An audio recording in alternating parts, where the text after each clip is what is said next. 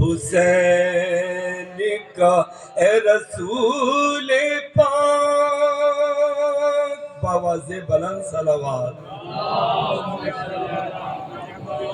دیا جلتی ریت پاشہن سر کے بچا کلمہ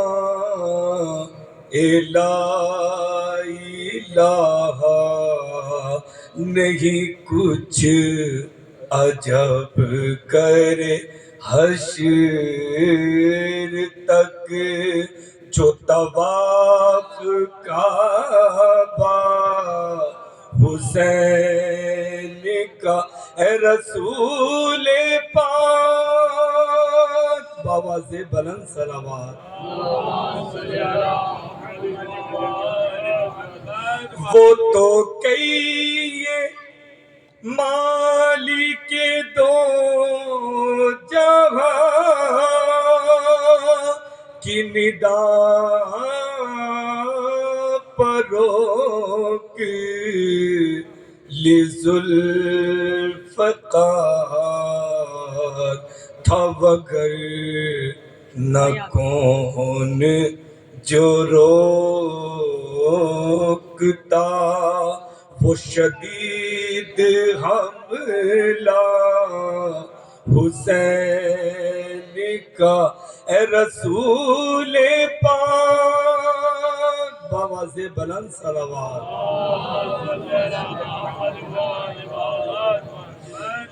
میرا سر کٹے میرا گھر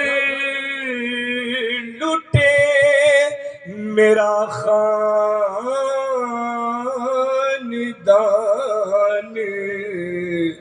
تباہ ہو پمٹے نہ دین محمدی، یہ تھا خاص منشا حسین کا اے رسول پاک، باواز بلند صلوات۔ سر بزم کہتا ہے چیخ کر یہ غلام ادنا حسین کا، جہاں چل کے صرف نجات ہے وہ پاک رستا حسین کا اے رسول پاک، باواز بلند صلوات۔ یہ بتائے گا لب بام سے تجھے عید فطر کا یوم خوش، ذرائع مسلمہ خیال کر ہے رسول ناقہ حسین کا اے رسول پاک، باواز بلند صلوات۔ یہ جو کالا داغ ہے چاند میں، یہ جو روشنیوں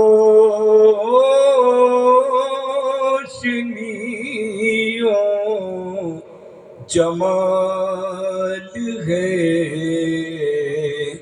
یہ سیاہ کپڑے ہیں ماتمی،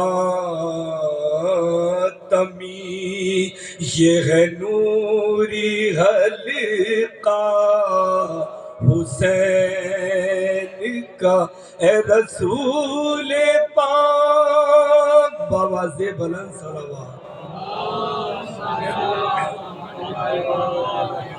رخ گل کا خون زمین پاشے جو گرات اگتا نادان ایک جسے کھا کے جیتے ہیں روز و شب وہ ہے ہم پا صدقہ حسین کا اے رسول پاک بآواز بلند صلوات ملے میم و میم سے تے علی ملے حرف زیبی سکون کے ساتھ یہ حروف پانچ ملے تو پھر بنے ادنا بندہ حسین کا اے رسول پاک کے امتی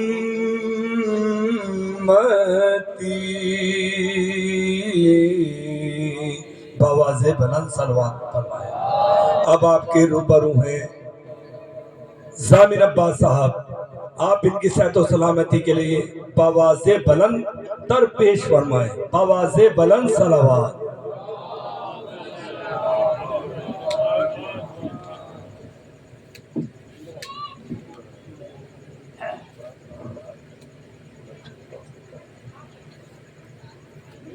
جیسا کہ آپ جانتے ہیں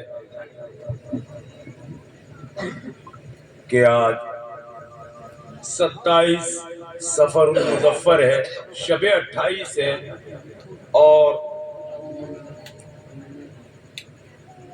ہمارے اول امام حسن مجتبیٰ، دوسرے امام اور ہمارے آخری نبی حضور سرور کائنات حضرت محمد مصطفیٰ صلی اللہ علیہ وآلہ وسلم کی شہادت ہے، تو بامناسبت امام حسن اور رسول خدا انشاءاللہ بعد مجلس شبیہ تابوت بھی برآمد کیا جائے گا، اور اسی کے ذیل میں مرثیہ بھی انشاءاللہ پیش کیا جائے گا۔ نعرہ صلوات پڑھیں آپ حضرات۔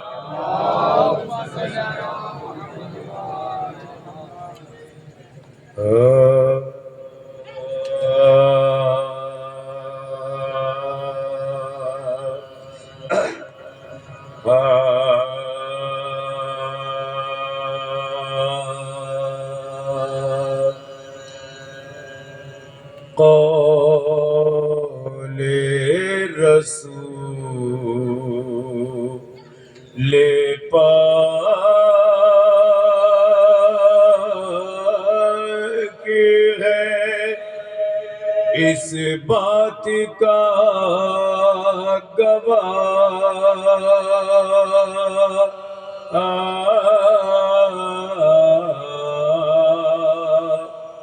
قول رسول پاک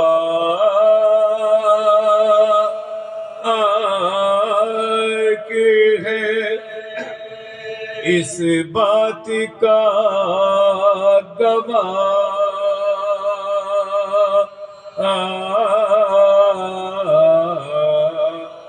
ہے، باعث ثواب عزاداری حسین،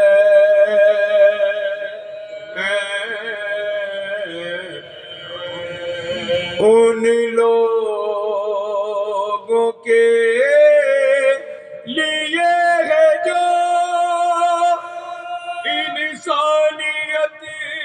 سے دور ہے وجہ تیرا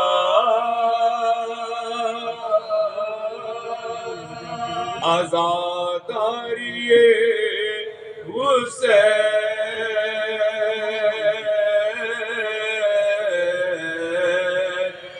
قول رسول پاک کی ہے۔ نعرہ صلوات۔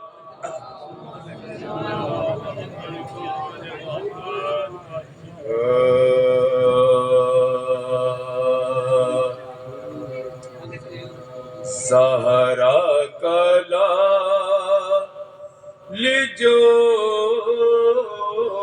کہے ہو جاتا ہے وہی۔ صادقین کی بات کر رہا ہوں آپ سے، نعرہ صلوات پڑھیں آپ حضرات۔ زہرا کا لال جو کہے ہو جاتا ہے وہی۔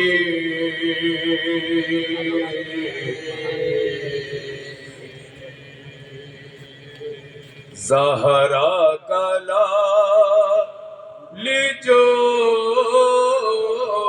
کہے ہو جاتا ہے وہی۔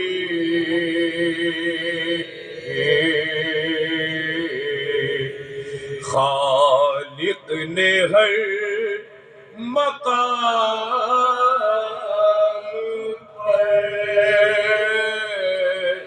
سب کو دکھا دیا۔ کیا دکھا دیا؟ سماعت کریں گے۔ عورتی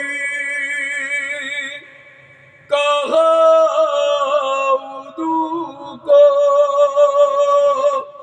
حسن نے جو بزم میں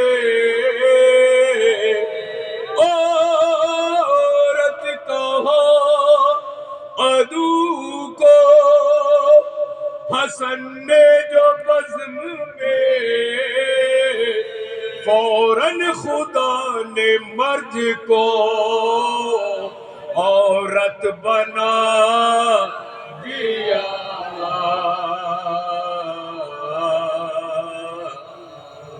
زہرا کا لال جو کہے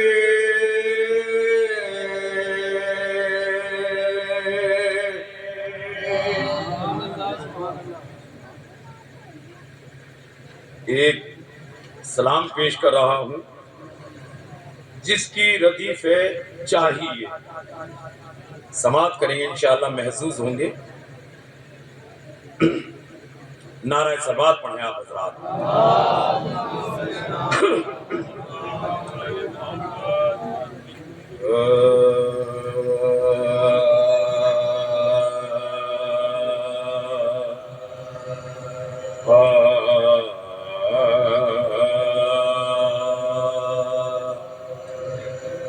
اے خدا بس غم کربلا چاہیے، سماعت کریں گے۔ اے خدا بس غم کربلا چاہیے، شاہ کا نوحہ اور مرثیہ چاہیے۔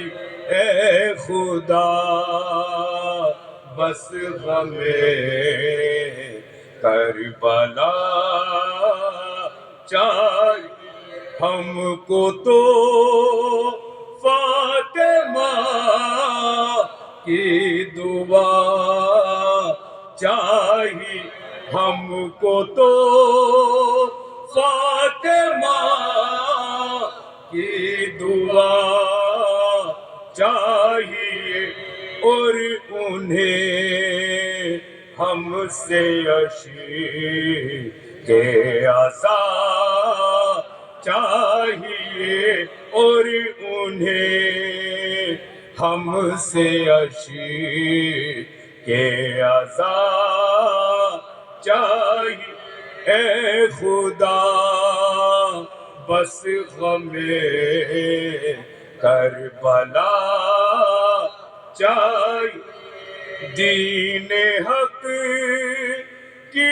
بقا کے لیے دہر میں دین حق کی بقا کے لیے دہر کربلا کو شہید کربلا چاہیے کربلا کو شہید کربلا چاہیے ماتم شاہدی مجلس شاہ ماتم شاہدی مجلس شاہ مرتے دم تک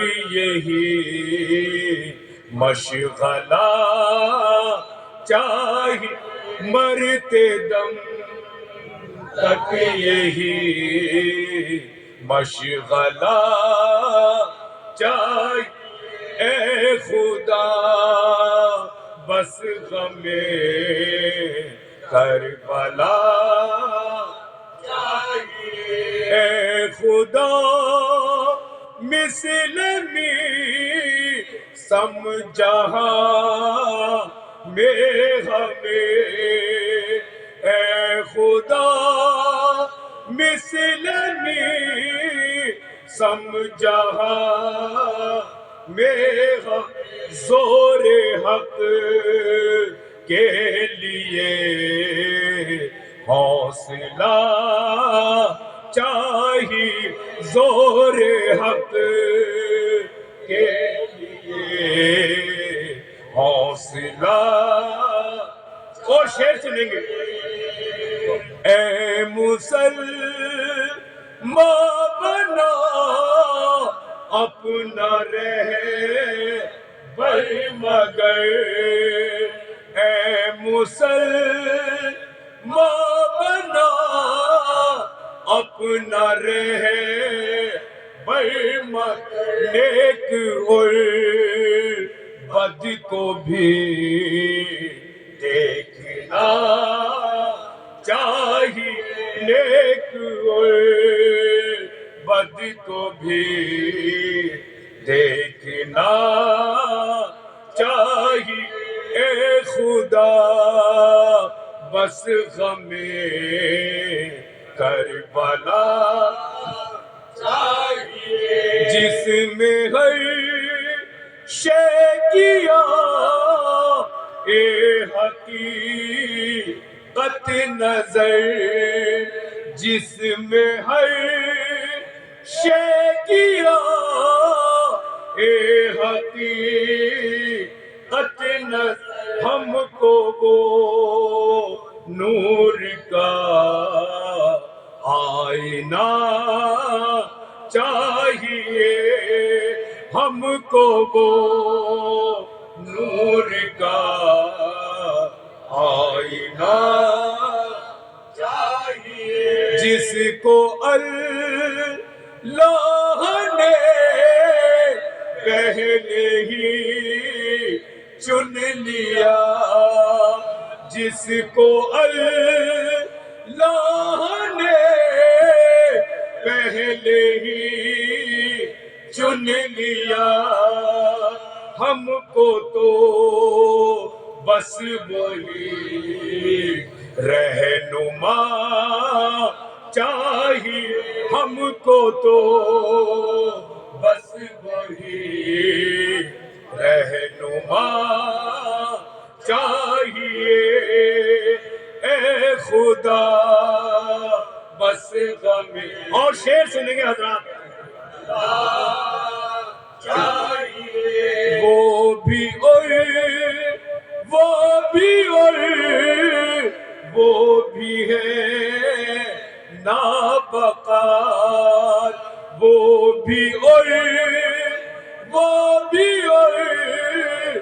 وہ بھی ہے نابکار مصطفیٰ کی جگہ مرتضی چاہیے مصطفیٰ کی جگہ مرتضی چاہیے خدا بس ہمیں کربلا چاہیے دونوں عالم میں کوئی بھی ہم سر نہیں دونوں عالم میں کوئی بھی ہم سر نہیں فاطمہ کے لیے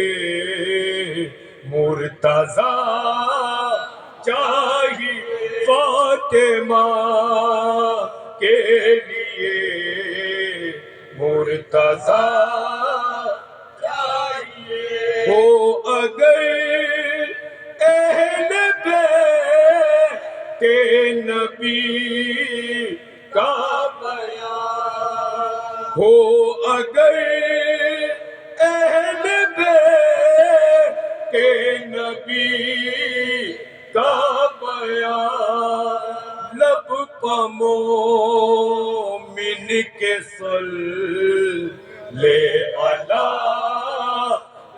نعرہ سلوات پڑھیں آپ حضرات لب پہ مومن کے صلی علی چاہیے اے خدا بس ہمیں کربلا اور شعر سنیں گے حضرات ایک اشارہ کرے آئسا نظر ایک اشارہ کرے آئسا نظر ہم کو تو میں وہ ناخدا چاہیے ہم کو تو میں وہ ناخدا چاہیے ہم کو کر دے جو نارے جہنم سے دور ہم کو کر دے جو نارے جہنم سے دور جائے جو خلد وہ راستہ چاہیے جائے جو خلد وہ راستہ چاہیے اے خدا بس غمیں کربلا چاہیے حجت حق کا تو بن گیا منتظر اے عزادار شہر اور کیا چاہیے اے عزادار شہر اور کیا چاہیے انجمن عارفی کی یہی ہے صدا مرتے دم تک ہمیں کربلا چاہیے مرتے دم تک ہمیں کربلا اور مکتہ پیش کر رہا ہوں اے خدا مکتہ پیش کر رہا ہوں مرحوم و مغفور حاجی ممتاز حسین عارفی کا مکتہ پسند آ جائے تو دعاؤں سے نواز دینا بس غمیں کربلا چاہیے یہی ممتاز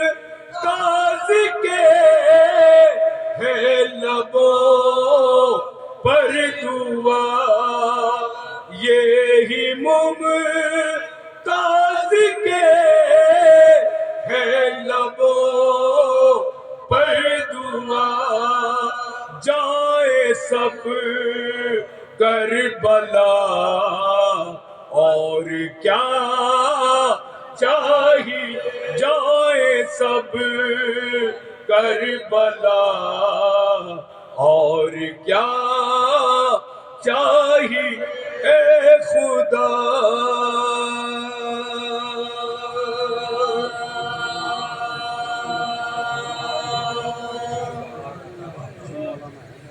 شکریہ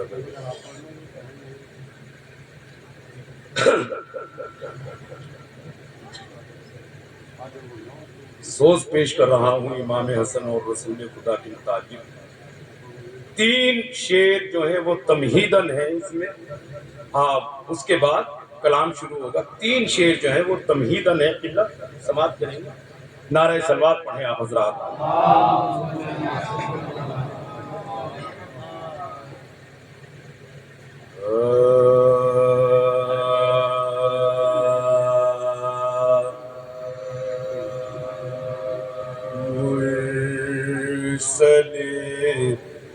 اعظم نے دنیا سے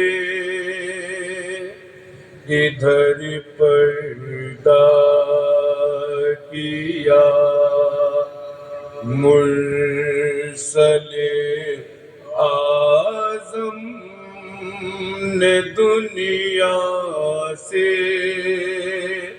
ادھر پردہ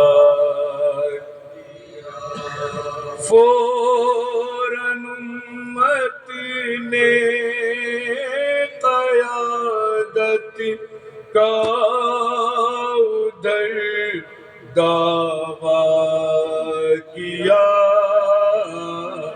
مرسل اعظم نے دنیا سے ادھر پردہ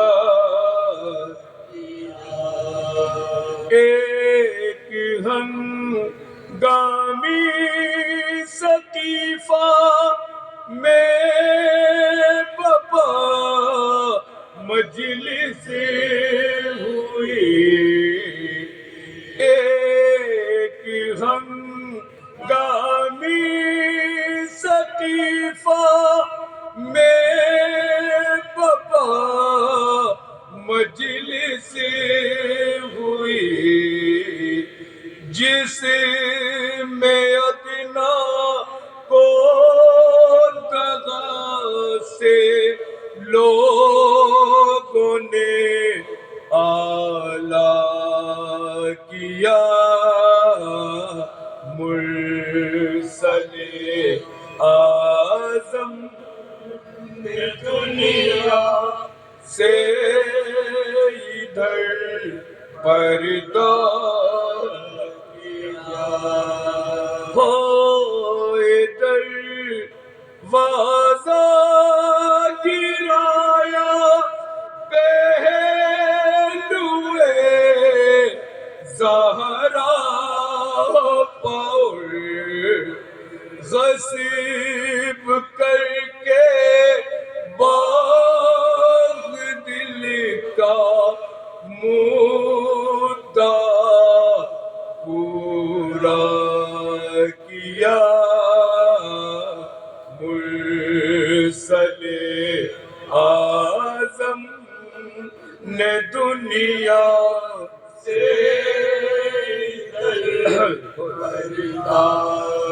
کیا ضرب مسجد میں لگائی ہے ڈرے کرار کو اصل قاتل نے مگر ظاہر نہیں چہرہ کیا مرسل اعظم نے دنیا سے ادھر پردہ کیا، جب نہ آیا صبر اس پر بھی عدو دل کو، تب حسن کے قتل کا تیار منصوبہ کیا، مرسل اعظم نے دنیا سے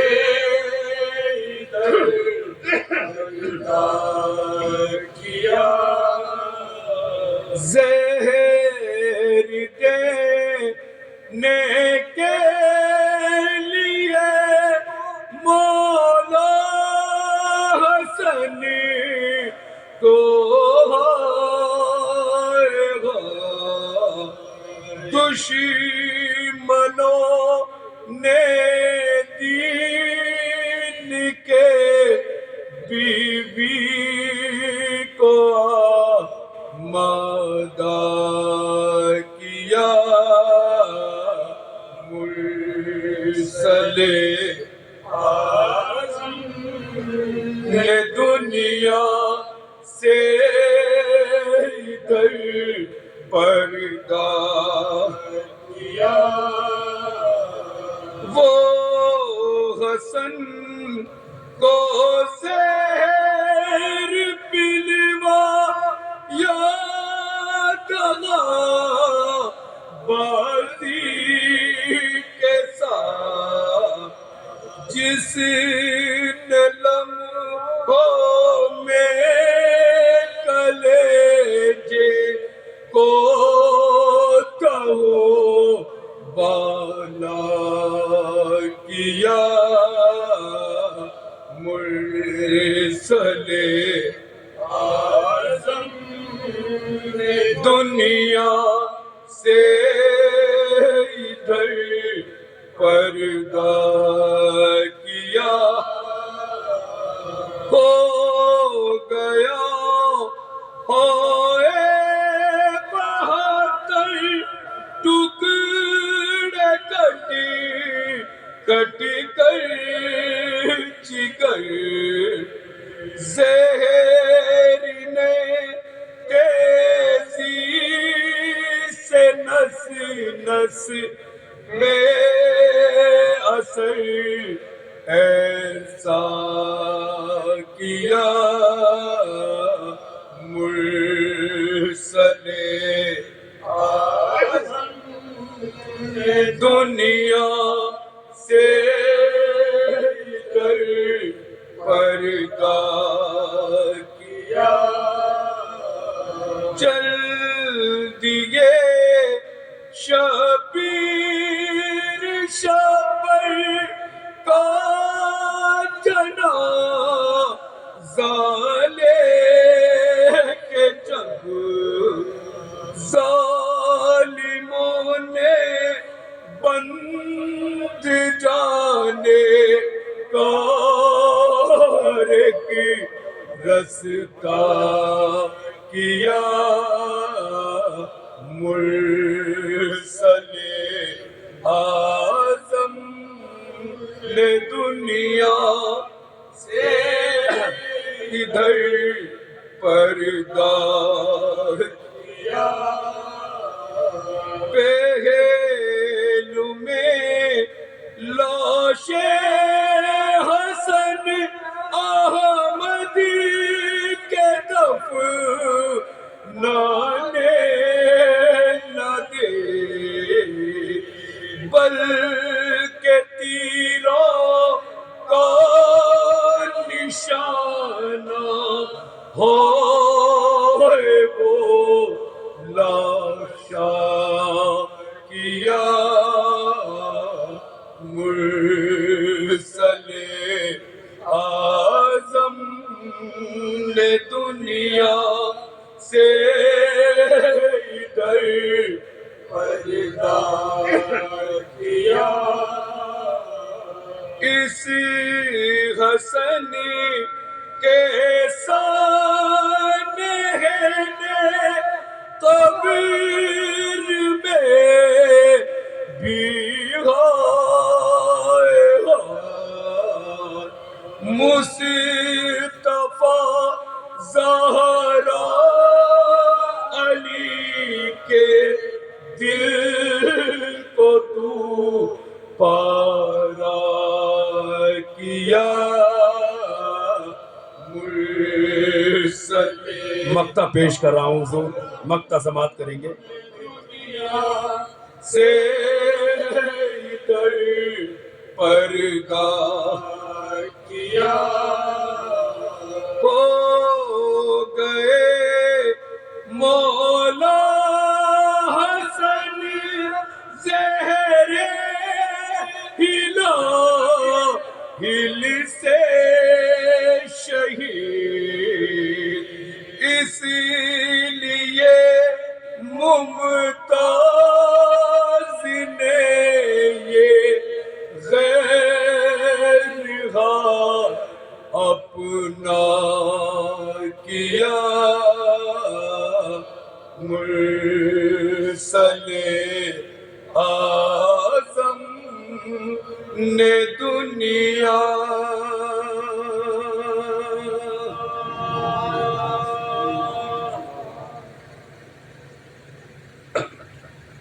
سورہ فاتحہ۔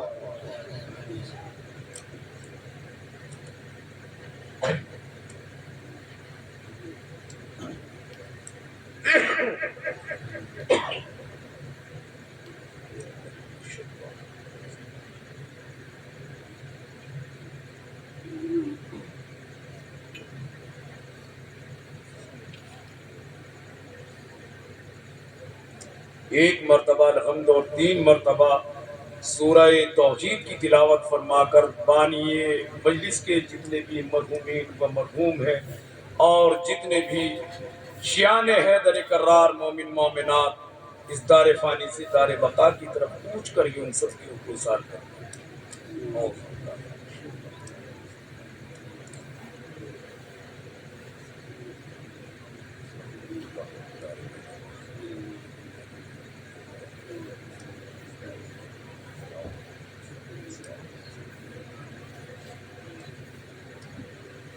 بسم اللہ الرحمن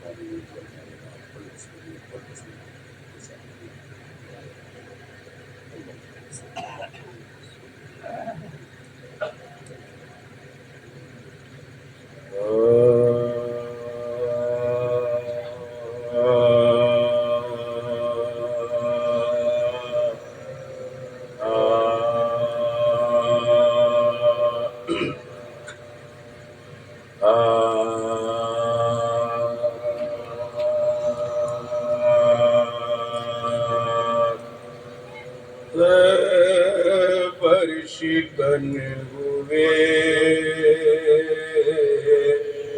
مسجد میں قتل جس گھڑی خیبر سکن ہوئے زینت و سرپرست امامت حسن ہوئے زینت و سرپرست امامت حسن ہوئے سبت رسول جب کہ امام زمن ہوئے ممنون فیض عام سے سب مرد و زن ہوئے ممنون فیض عام سے سب مرد و زن ہوئے چرچا تھا خوبیوں کا فلک سے زمین تلک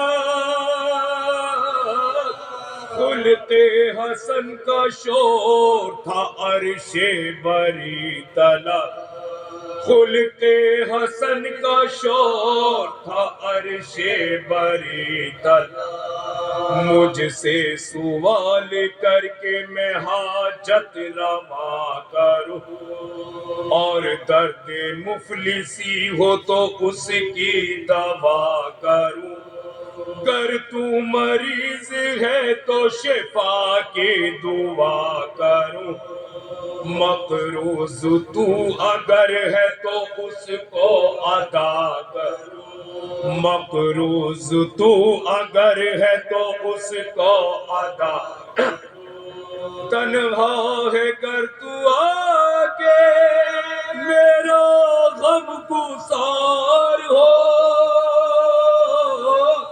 پیدل ہے گر تو گھوڑے پا میرے سوار ہو، پیدل ہے گر تو میرے پا میرے سوار ہو، سن کر کلام بادشاہ آسماں سری، کانپا مثال بیت سراپا وہ مرد بھی، بے اختیار رو کے پکارا کہ اے قدیر، تیرا کوئی عدل نہ اس کی کوئی نظیر، تیرا کوئی عدل نہ اس کی کوئی نظیر، شیر خدا وسیع نبینا کلام ہے،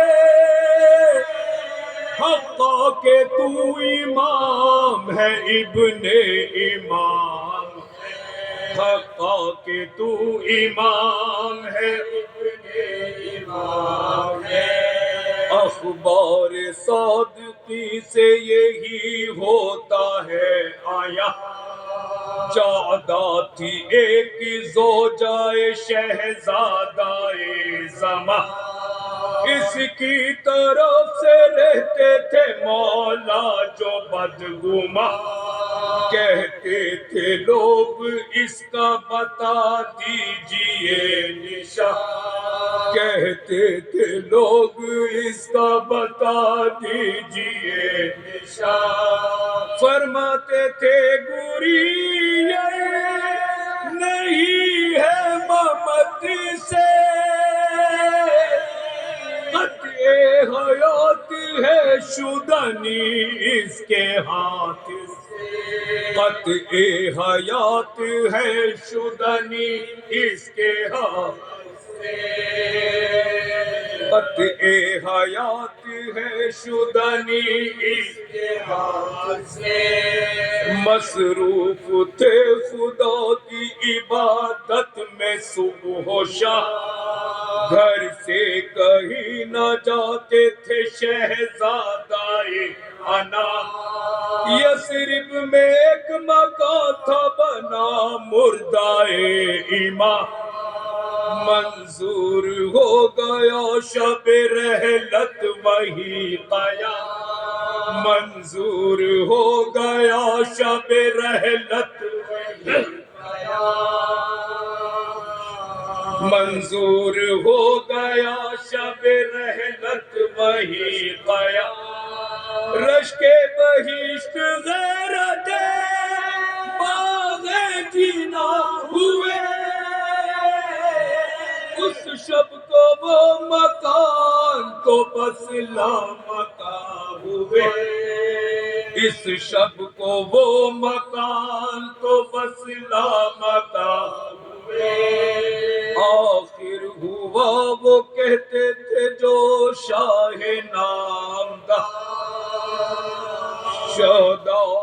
شہدو تو اب میں زہر دیا اس نے 3 بار، درد شکم سے رہتے تھے مولا جو بے قرار، سو طرح کے رنج تھے اور ایک جانزہ، سو طرح کے رنج تھے اور ایک جانزہ، کیا بے کسی تھی راحت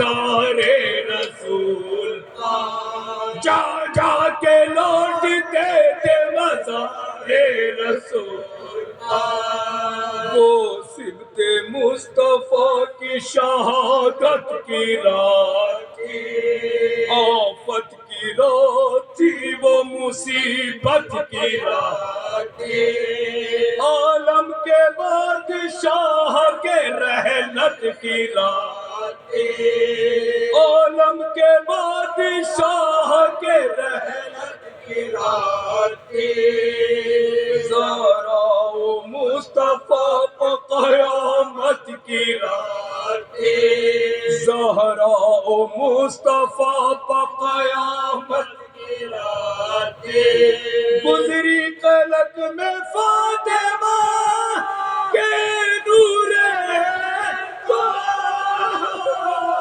हिजरे हसन में नीनाए हुसैन को हिजरे हसन में नीनाए हुसैन को मस्जिद में जिस घड़ी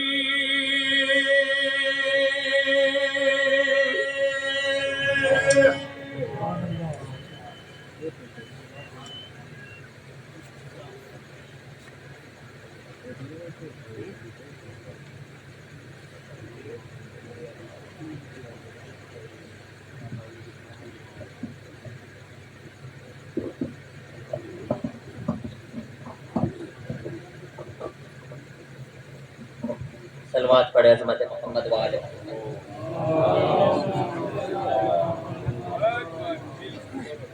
एक और बावाज़ बुलंद सलवात।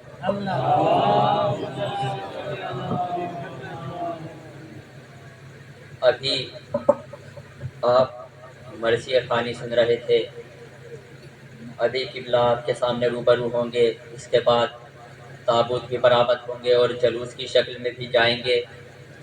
ये जलूस निकलता है, लोग परेशान होते हैं कि जलूस निकल रहा है, जलूस में पब्लिक आ कैसे रही है, जलूस में ये नौजवान आ कैसे रहे हैं, जलूस में ये बुजुर्ग तशरीफ कैसे लेकर आ रहे हैं। ठीक है, हमें समझ में आया, जलूस में नौजवान भी आए, जलूस में बुजुर्ग भी आए, मगर ये जलूस में बच्चे कैसे आए? जलूस में बच्चे आकर कर क्या रहे हैं? जलूस में बच्चे आ क्यों रहे हैं? आवाम परेशान है, लोग हैरत ज़दा है, लोग हैरान है कि ये लोग जलूस में कैसे आ रहे हैं, ये बच्चे जलूस में कैसे आ रहे हैं। अब एक माँ अपने बच्चे को मेले में लेकर गई, जैसे ही वो माँ अपने बच्चे को मेले में लेकर गई, उसने अपने बच्चे का हाथ पकड़ा, हाथ पकड़कर कहा मेरा बच्चा खो ना जाए, मेरा बच्चा मुझसे गुम ना हो जाए, मेरा बच्चा मुझसे जुदा ना हो जाए, मेरा बच्चा मुझसे दूर ना हो जाए। आइएगा, अब एक माँ, शिया कौम की माँ जलूस में अपने बच्चे को लेकर आई, जैसे ही जलूस में अपने बच्चे को लेकर आई, मातमी दस्ता बढ़ता रहा, पब्लिक आती रही, आवाम बढ़ती रही, फौरन अपने बच्चे को मातमी दस्ते में ले जाकर अपने बच्चे का हाथ छोड़ देती है और हाथ छोड़कर कहती है जा बेटा हुसैन का मातम कर। उस माँ ने बच्चे को छोड़कर ये बता दिया कि दुनिया वालों सुन लो, आवाम की भीड़ और होती है इमाम की भीड़।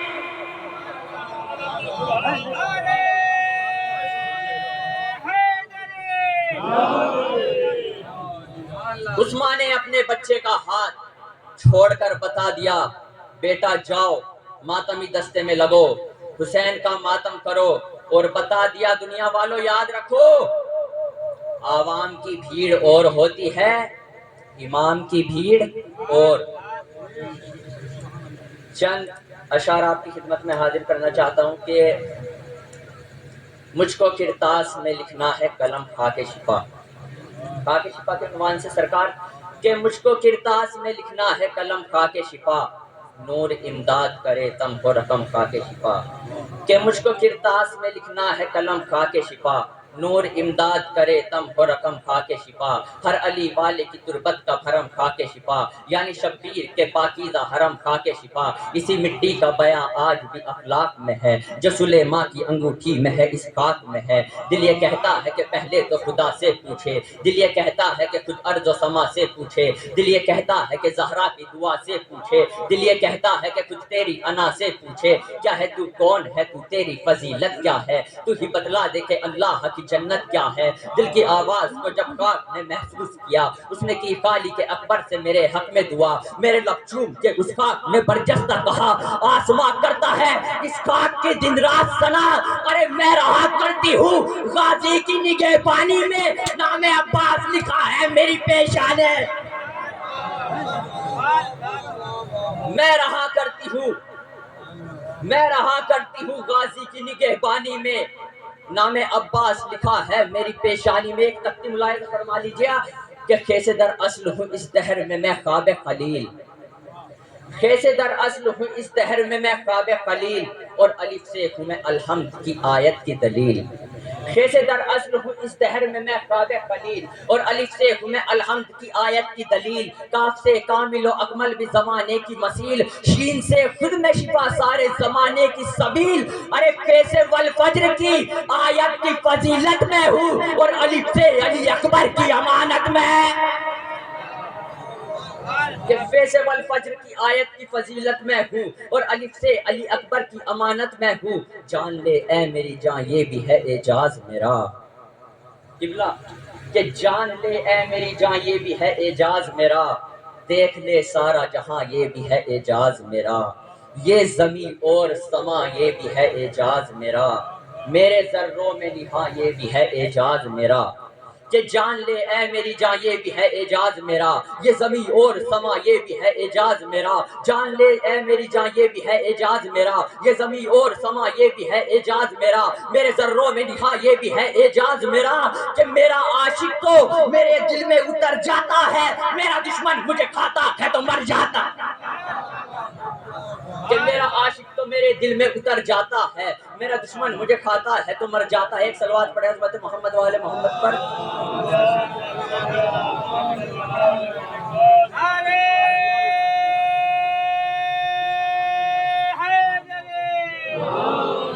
کہ میرا عاشق تو میرے دل میں اتر جاتا ہے, میرا دشمن مجھے کھاتا ہے تو مر جاتا ہے.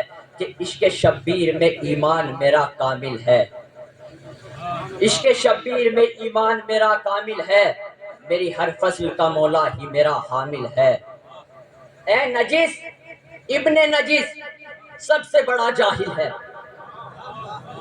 اے نجس ابن نجس سب سے بڑا جاہل ہے.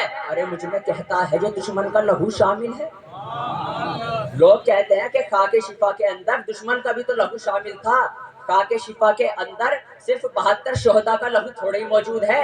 دشمن بھی تھے, دشمن بھی قتل ہوئے, وہ بھی واصل جہنم ہوئے, ان کا بھی لہو بہایا گیا, وہ بھی تو اس خاک شفا کے اندر شامل ہے. اب سنیے گا, عشق شبیر میں ایمان میرا کامل ہے, میری ہر فصل کا مولا ہی میرا حامل ہے. اے نجس ابن نجس سب سے بڑا جاہل ہے. ارے مجھ میں کہتا ہے جو دشمن کا لہو شامل ہے, ارے اپنے دشمن کو ہواؤں میں اڑا دیتا تھا, روب عباس لہو ان کا جلا دیتا. اپنے دشمن کو ہواؤں میں اڑا دیتا تھا, روب عباس لہو ان کا جلا دیتا تھا. آئیے حضرات, اب میں انہی مصروں کے زیر سائے بڑے ہی ادب و احترام سے گزارش گزار ہوں عالی جناب مولانا عزت مآب خطیب اکبر رہبر زیدی صاحب سے کہ وہ حاضر خدمت ہو اور اپنے بہترین لہجے سے, بہترین فضائل و مصائب اہل بیت سے سامعین کے قلوب کو منور فرمائے. قبلہ کے استقبال میں ایک با آواز بلند صلوات.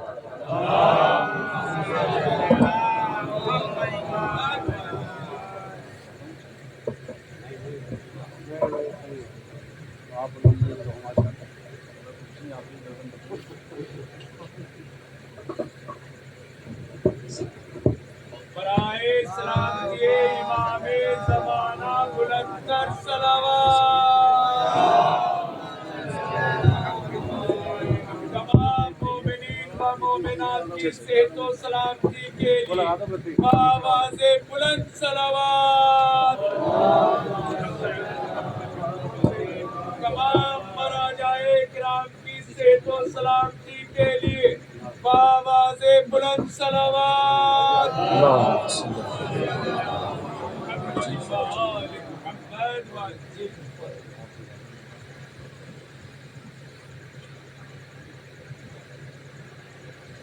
رحم اللہ من قرأ الفاتحہ.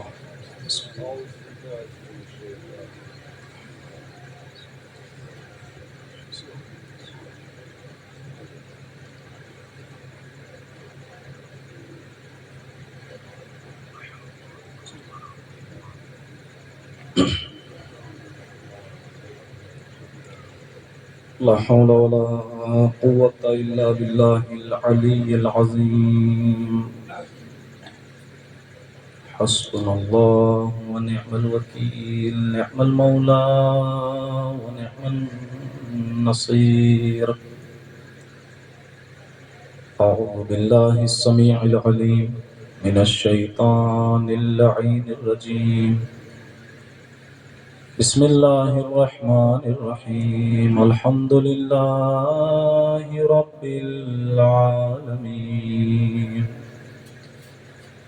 الصلاة والسلام على أشرف الأنبياء والمرسلين، سيد المرسلين إمام المتقين رحمة للعالمين، العبد المؤيد والرسول المسدد النبي المهذب، نور في الهدمين، شمس بين القمرين، شفيع في الدارين، صاحب الفضل والعطاء والنور والضياء والتذكرة والبكاء، إمام الأتقياء، خاتم الأنبياء، محمد المصطفى.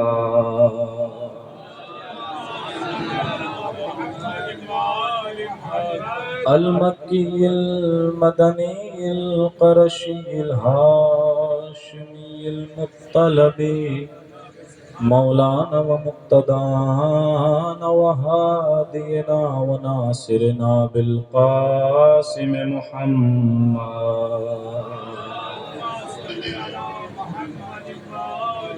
وعلى أهل بيته الطيبين الطاهرين المعصومين المظلومين المنتجبين المنتخبين المكرمين، لا سيما بهجة قلب الرسول الزهراء البتول، السيدة الجليلة الجميلة، ذات الأحزان الطويلة، في المدة القليلة، وعلى بعلها السيد المطهر والشجاع الغضنفر، أبي شبير وشبر، قاسم الطوبى والسقر، الأشرف المكين، العالم المبين، ليس بني غالب، مظهر العجائب، مظهر الغرائب، غالب كل غالب، الذي أكمل الله الدين بولايته يوم غدير، ولعنة الله على أعدائهم أجمعين من الآن إلى قيام يوم الدين. أما بعد، فقد قال الله تبارك وتعالى في محكم كتابه الكريم، وهو أصدق الصادقين وقوله الحق. بسم الله الرحمن الرحيم. إن الذين كفروا من أهل الكتاب والمشركين، صلوات الله.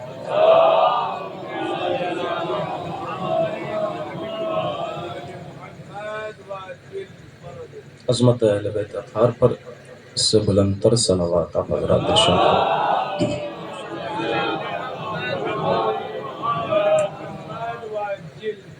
حضرات گرامی قدر، عزاداران امام مظلوم کربلا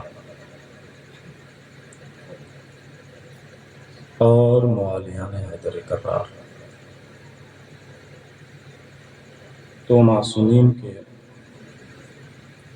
شہادت کی مناسبت کی مجلس ہے، اور بڑی مصیبت کی یہ شب ہے کہ جس میں رحمت للعالمین دنیا سے چلا گیا۔ مسلسل آپ حضرات خطبہ اور علماء کو سماعت فرما رہے ہیں۔ یہ اس خمسہ مجالس کی آخری مجلس، اس میں حقیر کو ہمارے گزرے تمام خطباء کے شکر گزاری کے لیے انتخاب کیا گیا، اس لیے کہ میں آپ کے درمیان کا ہی ہوں، اور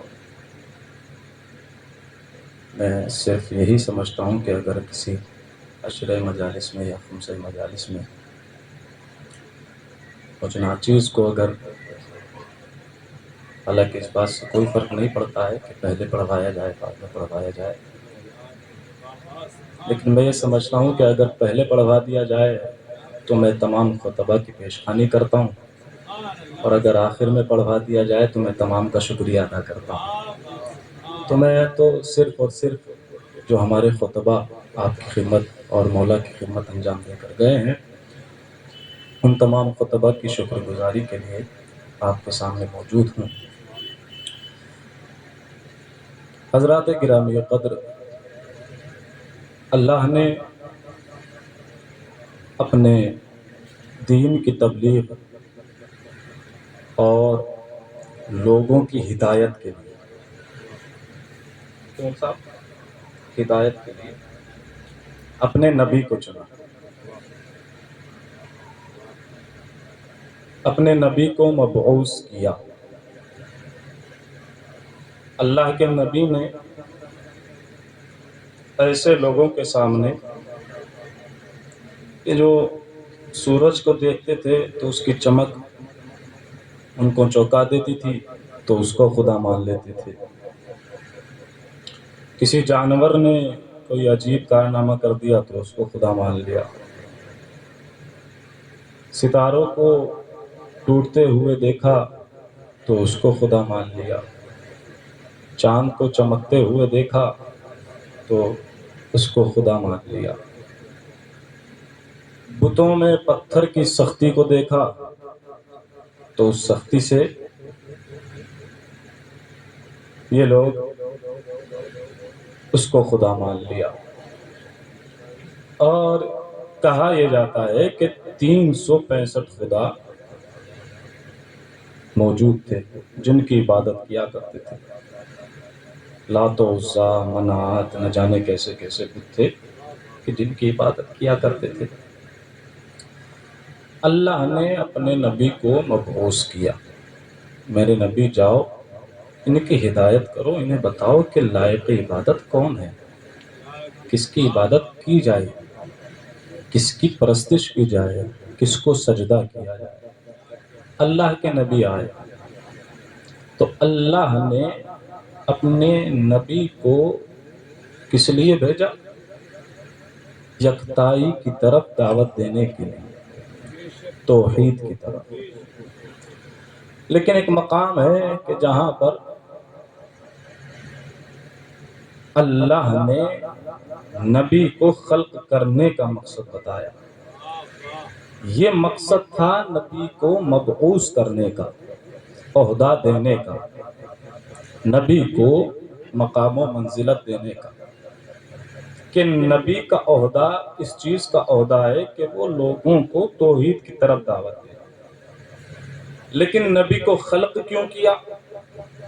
تو حدیث قدسی نے بڑھ کے آواز دی، کنتُ کنزا مخفیہ، کہ میں چھپا ہوا خزانہ تھا، فَأَحْبَبْتُ أَنْ أُعْرَفَ، میں نے یہ چاہا، مجھے یہ چاہت ہوئی کہ میں پہچانا جاؤں، فَخَلَقْتُكَ یا محمد، تو اے محمد میں نے آپ کو خلق کر دیا۔ تو اللہ نے اپنی پہچان کا ذریعہ حبیب کو بنایا، نبی کو بنایا۔ اور جب اللہ اپنی پہچان کرا رہا ہے تو کہہ رہا ہے کنتو کنزن مخفیہ، میں تو ایک چھپا ہوا خزانہ تھا۔ تو یہ اللہ نے اپنی پہچان کرائی کنتو کے ذریعے سے۔ اب آئیے نبی کو بھی اپنی پہچان کرانی ہے، لوگوں کو بتانا ہے کہ میں کون ہوں۔ تو جب نبی کی واری آئی تو لوگوں سے مخاطب ہو کر نبی نے فرمایا کنتو نبیا وآدم بین الماء والطین، کہا میں نبی تھا اور اس وقت بھی نبی تھا کہ جب آدم آب و گل کے درمیان میں تھے۔ تو ایک تعارف اللہ کا ہوا، اللہ نے کنتو کا سہارا لیا۔ غور فرما رہے ہیں، ایک تعارف، ایک پہچان، اللہ کی پہچان ہوئی تو اللہ نے اپنی پہچان کے لیے کنتوں کا سہارا لیا، کہ کنتو کنزن مخفیہ۔ پھر ایک تعارف اللہ کے نبی نے کرایا تو اللہ کے نبی نے کنتو کا استعمال کیا، کہ کنتو نبیا وآدم بین الماء والطین۔ میں نے کہا پروردگار تو ہی تو قرآن میں کہہ رہا ہے انما ولیکم اللہ ورسولہ والذین آمنوا الذین یقیمون الصلاۃ ویؤتون الزکاۃ وہم راکعون۔ پروردگار ولی تو تین ہے، اللہ ولی، اس کا رسول ولی، وہ لوگ ولی کہ جو ایمان لائے اور حالت رکوع میں زکوٰۃ دیتے ہیں۔ تو پروردگار ولی تو تین ہے، ایک تو ولی، ایک تیرا نبی ولی، اور ایک شخصیت اور ہے کہ جو ولی ہے۔ تو نے اپنا تعارف کرایا تو کنتو کا استعمال کیا۔ بھائی غور فرمائیے، میں کچھ عرض کر رہا ہوں۔ تو نے اپنا تعارف کرایا تو کنتو کا استعمال کیا، تیرے نبی نے اپنا تعارف کرایا تو کنتو کا استعمال کیا۔ تو ایک ولی اور ہے، اس کا بھی تعارف ہونا چاہیے۔ اللہ اکبر، میں کچھ کہہ رہا ہوں آپ کی خدمت میں، بھائی ایک ولی اور ہے، اس کا بھی تعارف ہونا چاہیے، اور تعارف بھی کنتو کے ذریعے سے ہونا چاہیے۔ تو پلٹ کر اللہ کی آواز آئی نادان گھبراؤ مت، جب میرا رسول اپنے آخری حج سے واپس آئے گا تو اسی علی کی ولایت کی پہچان کے لیے تمام لوگوں سے مخاطب ہو کر کہے گا من کنتو مولا ہو فہذا علی مولا۔ صلوات پڑھے محمد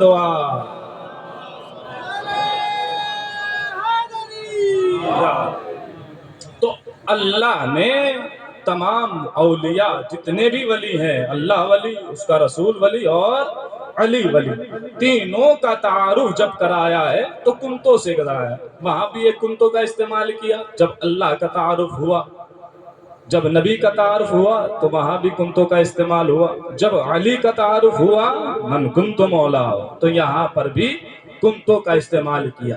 تو میرے عزیزو، اللہ نے اپنے دین کی تبلیغ کے لیے اپنے رسول کو مبعوث کیا، محمد مصطفیٰ صلی اللہ علیہ وآلہ وسلم۔ اللہ نے مبعوث کیا کس لیے؟ تاکہ لوگوں کو توحید کی طرف دعوت دے، تاکہ لوگوں کو بتائے کہ عبادت کے لائق جو ہے وہ صرف ایک خدا ہے۔ اسی لیے جیسے ہی نبی اکرم مبعوث ہوئے تو لوگوں کو کس چیز کی طرف دعوت دی؟ کہا لا الہ الا اللہ، کہ دیکھو لائق عبادت کوئی نہیں ہے، یہ جسے تم سجدہ کرتے ہو، یہ جس کی تم عبادت کرتے ہو، چاہے یہ پتھر ہو، چاہے یہ سورج ہو، چاہے یہ چاند ہو، چاہے یہ ستارے ہو، چاہے یہ انسان ہو، چاہے یہ جانور ہو، چاہے یہ حیوانات ہو، یہ جتنے بھی ہیں لا الہ، کوئی عبادت کے لائق نہیں ہے الا اللہ، بس ایک اللہ ہے کہ جو عبادت کے لائق ہے، جس کی عبادت کی جائے، بس ایک خدا ہے کہ جس کی عبادت کی جائے۔ تو اللہ کے نبی نے پہلے لوگوں کو بتایا کہ پہلے اللہ کو ماننے کے لیے جھوٹوں کا انکار کرو، پھر ایک سچے کو مانو۔ غور کر رہے ہیں آپ، پہلے جھوٹوں کا انکار کرو پھر ایک سچے کا مانو۔ یہ نبی نے دعوت دی کہ لائق عبادت نہ یہ سورج ہے، نہ یہ چاند ہے، نہ یہ ستارے ہیں، نہ یہ حیوان ہے، نہ یہ پتھر ہے، کوئی عبادت کے لائق نہیں ہے۔ یہ نبی کی دعوت تھی، یہ نبی کی دعوت تھی کہ عبادت کے لائق نہ سورج ہے، نہ چاند ہے، نہ ستارے ہیں، نہ یہ پتھر ہے، نہ یہ انسان ہے، نہ یہ جانور ہے، کوئی عبادت کے لائق نہیں نہیں ہے، یہ نبی کی دعوت تھی اور یہ نبی کا وسیع تھا کہ جو لوگوں کو عمل سے بتا رہا تھا۔ کبھی سورج کو بلا کر کہا، کبھی سورج کو پلٹا کر کہا دیکھو یہ خدا نہیں ہے، کبھی چاند کے 2 ٹکڑے کر کے بتائے کہ دیکھو یہ خدا نہیں ہے، کبھی ستارے کو اپنی دہلیز پر بلا کر بتایا کہ دیکھو یہ خدا نہیں ہے۔ اور جب لوگ انسان کو خدا کہنے لگے تو علی نے سجدہ کر کے بتایا انسان خدا نہیں ہے۔ صلوات پڑھے محمد والا۔ یہ کرنٹ مار رہا ہے، یہ کرنٹ مار رہا ہے۔ یا یا ایک صلوات پڑھیے عظمت محمد وآل محمد۔ بہت شکریہ، بہت شکریہ۔ ایک اور صلوات پڑھیں محمد وآل محمد۔ چہرہ ہی بن جائے بھیا، ایک صلوات پڑھ دیجیے محمد وآل محمد۔ تو میرے عزیزو، اللہ نے توحید کی طرف دعوت دینے کے لیے اپنے، ایک اور صلوات پڑھ دیجیے محمد وآل محمد۔ ٹھیک ٹھیک، ایک اور صلوات پڑھ دیجیے آپ حضرات۔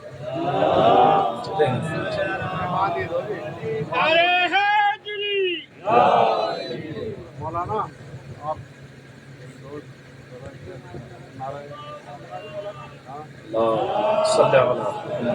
ہو گیا،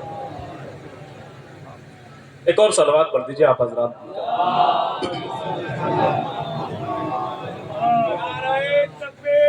اللہ اللہ یا رسول اللہ، یا رسول اللہ، یا اللہ صلی اللہ محمد وآلہ۔ تو میرے عزیزو، اللہ نے توحید کی طرف دعوت دینے کے لیے اپنے نبی کو منتخب کیا، اپنے نبی کو چنا کہ میرے نبی آپ لوگوں کو توحید کی طرف دعوت دیجیے۔ اب ایک ذہن میں میرے ایک شوشہ آ رہا ہے، وہ بھی سن لیجیے، میں اپنے جوانوں کے لیے اس بات کو عرض کر رہا ہوں۔ ابھی ہمارے پڑوسی ملک میں بہت سارے لوگ ایسے ہیں کہ جو سوشل میڈیا پہ آ کر یہ ایک صرف اور صرف جواب دینے کے لیے، تاکہ آپ لوگ آمادہ رہیں، صرف اس بات کے لیے جو ہے یہ بات عرض کر رہا ہوں۔ بہت سارے لوگ آپ کو نظر آئیں گے کہ جو سوشل میڈیا پہ آ کر شیعوں کی تعریف کرتے ہیں، بہت ساری باتیں عرض کرتے ہیں، لیکن انہی میں ایک صاحب تھے، اچھا بہت دنوں سے وہ بات اس طرح کی عرض کر رہے تھے تاکہ لوگوں کو اپنی طرف کھینچ کریں، لوگوں کو اپنی طرف کھینچے، جذب کریں، لیکن بات تو تب کھلی کہ جب انہوں نے یہ کہہ دیا کہ بھائی ہم آپ کے علی کو مانتے ہیں، آپ کے علی کو چوتھا خلیفہ مانتے ہیں، آپ بھی ہمارے والوں کو مان لو۔ ہم آپ کے کو چوتھا مان رہے ہیں، آپ بھی ہمارے والوں کو مان لو۔ اچھا یہی سوال، یہی بات نبی سے بھی کہی گئی، جب نبی نے توحید کی طرف دعوت دی، کہا کہ دیکھو صرف اور صرف وہ خدا ہے، اس کے علاوہ کوئی عبادت کے لائق نہیں۔ تو یہ جو لوگ تھے کہ جو 365 کی بات کر رہے تھے، انہوں نے بھی کہہ دیا کہ یا نبی اللہ، ہم 365 کی عبادت کرنے ایک اور بڑھ جائے گا تو کیا ہو جائے گا؟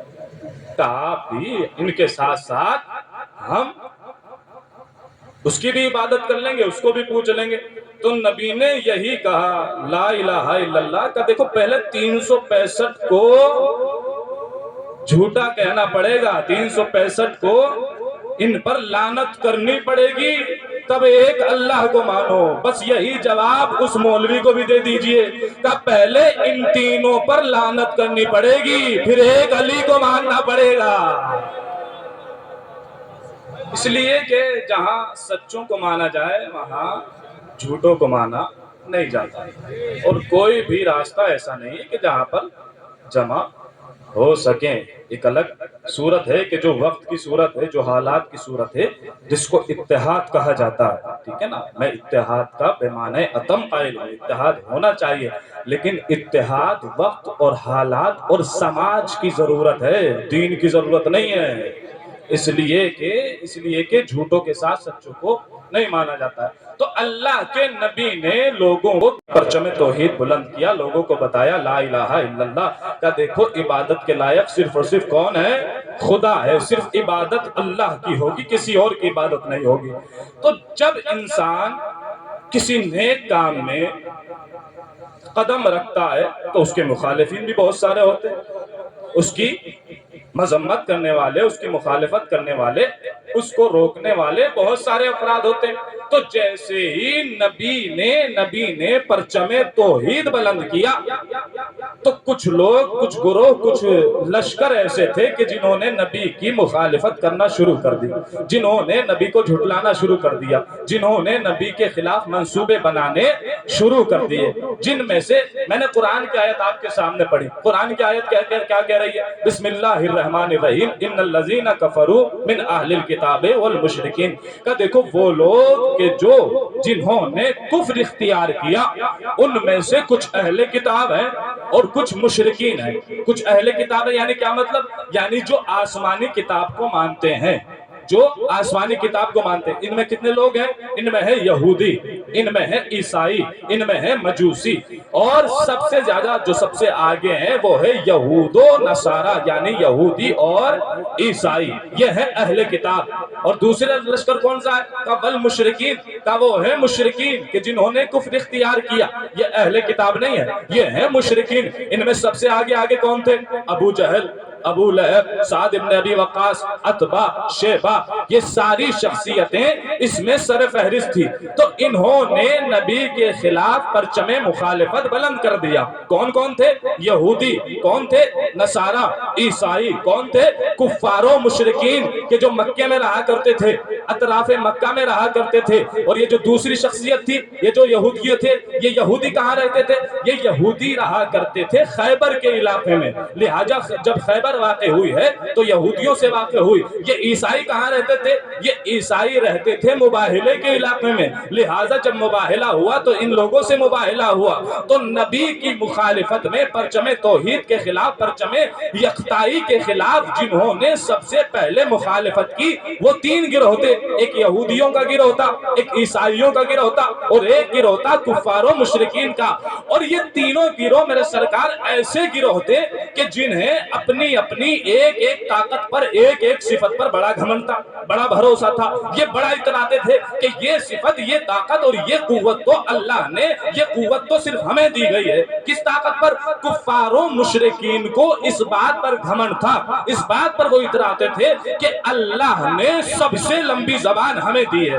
غور فرمائیے گا جانے محترم، اللہ نے سب سے لمبی زبان ہمیں دی ہے۔ یعنی کیا مطلب؟ یعنی فصاحت و بلاغت ہمارے پاس ہے، بولنا تو ہمیں آتا ہے، گفتگو کرنا، کلام کرنا ہمیں آتا ہے، شعر و شاعری ہمارے پاس ہے، ادب ہمارے پاس ہے، لطیف و قافیے ہمارے پاس ہے، شعر و شاعری، فصاحت و بلاغت ہمارے پاس ہے۔ یہ کون تھے؟ یہ تھے کفار و مشرکین کہ جن کو اپنی اس طاقت پر بڑا گھمنڈ تھا کہ اللہ نے سب سے لمبی زبان ہمارے منہ میں رکھی ہے، لہٰذا انہوں نے اپنے کو عرب کہہ دیا اور دوسرے کو عجم کہہ دیا۔ یعنی کیا مطلب؟ یعنی دوسرے جتنے بھی ہیں سب کے سب گونگے ہیں، بولنا تو ہمیں آتا ہے، فصاحت و بلاغت ہمارے پاس ہے، گفتگو کرنی ہمیں آتی ہے، شعر و شاعری ہمیں آتی ہے، کلام ہمارے پاس ہے، فصاحت و بلاغت ہمارے پاس ہے۔ تو یہ تھے کفار و مشرکین کہ جنہوں نے سب سے پہلے مخالفت کی، ان کو اپنی فصاحت و بلاغت پر غرور تھا۔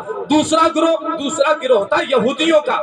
یہودی کس بات پر اتراتے تھے؟ ان کو کس بات کا گھمنڈ تھا؟ ان کو کس بات کا غرور تھا؟ وہ یہ کہتے تھے کہ شجاعت ہمارے پاس ہے، لڑنا ہمیں آتا ہے، تلوار چلانا ہمیں آتا ہے، نیزوں سے کھیلنا ہمیں آتا ہے، پہلوان ہمارے پاس ہے، لڑنے والے ہمارے پاس ہیں، بہادر ہمارے پاس ہیں، ہمارے پاس تو مرحب و انتر جیسے شجاع ہیں، ہمارے پاس تو مرحب جیسا پہلوان وہ ہمارے پاس ہے، انتر جیسا پہلوان وہ ہمارے پاس ہے۔ تو یہ کہتے تھے کہ لڑنا ہمیں آتا ہے۔ یہ تھا یہودیوں کا لشکر۔ تیسرا لشکر تھا عیسائیوں کا۔ ان کو کس بات پر غرور تھا؟ ان کو اس بات پر غرور تھا، وہ یہ کہتے تھے کہ عبادت کا سلیقہ ہمیں آتا ہے، دعا کا سلیقہ ہمیں آتا ہے، معنویت ہمیں آتی ہے، اوپر والے سے کیسے دعا مانگنی ہے وہ ہمیں آتا ہے، کس طریقے سے بد دعا کرنی ہے وہ ہمیں آتی ہے۔ اگر ہم کسی کے بارے میں بد دعا کر دیں گے تو وہ تو وہیں کے وہیں تہس نہس ہو جائے گا۔ تو میرے عزیزوں، نبی کی مخالفت کرنے والے یہ 3 لشکر تھے، یہ 3 گروہ تھے، یہ 3 افراد تھے، یہ 3 گروپ تھے کہ جو نبی کی مخالفت کر رہے تھے۔ پہلا لشکر کفار و مشرکین کا، دوسرا لشکر یہودیوں کا، تیسرا لشکر عیسائیوں کا۔ ان کو اپنی اپنی ایک ایک طاقت پر بڑا گھمنڈ تھا۔ کفار و مشرکین ان کو اس بات پر غرور تھا کہ ہمیں بولنا آتا ہے۔ یہودی اپنی شجاعت پر اتراتے تھے، عیسائی اپنی معنویت پر اتراتے تھے۔ لیکن میرے سرکار تعجب تو اس بات میں تب ہوا کہ جب اللہ نے ان تینوں سے مقابلے کے لیے 3 رسول کو نہیں بھیجا بلکہ ایک نبی کو بھیج دیا۔ غور فرما رہے ہیں آپ، توجہ کیجئے گا۔ اللہ نے ان تینوں سے مقابلے کے لیے 3 رسول کو نہیں بھیجا بلکہ ایک رسول کو بھیجا، ایک حبیب کو بھیجا، ایک نبی کو بھیجا، اور اپنے ایک نبی کو سارے کے سارے معجزے دے کر دیے، سارے کے سارے معجزے دے کر بھیجا۔ اب جب نبی آئے ہیں، جب یہ مخالفت کر رہے ہیں تو نبی کو ان کا مقابلہ کرنا ہے اور ان کے میدان میں مقابلہ کرنا ہے۔ کفار و مشرکین سے فصاحت و بلاغت سے مقابلہ کرنا ہے، کلام سے مقابلہ کرنا ہے، گفتگو سے مقابلہ کرنا ہے، یہودیوں سے پہلوانی سے مقابلہ کرنا ہے، عیسائیوں سے عبادت اور معنویت میں مقابلہ کرنا ہے۔ اور یہی وجہ ہے میرے سرکار کہ جب کفار و مشرکین اس بات پر اترا رہے تھے کہ کعبے کی دیوار پر سب آئے معلقہ لٹکائے گئے تھے، بڑے بڑے کلام، بڑے بڑے شعر، بڑے بڑے ادب، بڑے بڑے فصاحت و بلاغت والے کلام کعبے کی دیوار پر لٹکائے گئے تھے۔ سب کو اپنے اپنے کلام پر غرور تھا، سب یہ کہہ رہے تھے اس کے جیسا کلام لا کر دکھاؤ، اس کے جیسا کلام لا کر دکھاؤ، اس کے جیسا کلام لا کر دکھاؤ، اس کے جیسا کلام لا کر دکھاؤ۔ تو نبی جب ان سے مقابلے کے لیے گئے ہیں تو وہاں پہلوان لے کر نہیں گئے، وہاں شجاعت لے کر نہیں گئے، وہاں تلوار لے کر نہیں گئے، وہاں عبادت لے کر نہیں گئے، وہاں معنویت لے کر نہیں گئے، بلکہ جب ان کے مقابلے پر گئے ہیں تو قرآن کریم کا سب سے چھوٹا سورہ، اللہ اکبر، میں کچھ کہہ رہا ہوں آپ کی خدمت میں، قرآن کریم کا سب سے چھوٹا سورہ، سورہ کوثر لے جا کر کعبے کی دیوار پر نصب کر دیا گیا، کعبے کی دیوار پر نصب کر دیا گیا۔ اور جیسے ہی کعبے کی دیوار پر یہ سورہ نصب ہوا، ساتوں کے ساتوں کلام نیچے ہو گئے، قرآن کا سورہ اوپر ہو گیا، اور دیکھنے والے دیکھ کر یہ کہنے پر مجبور ہو گئے کہ ما ھذا کلام البشر، یہ کسی بشر کا کلام نہیں ہے۔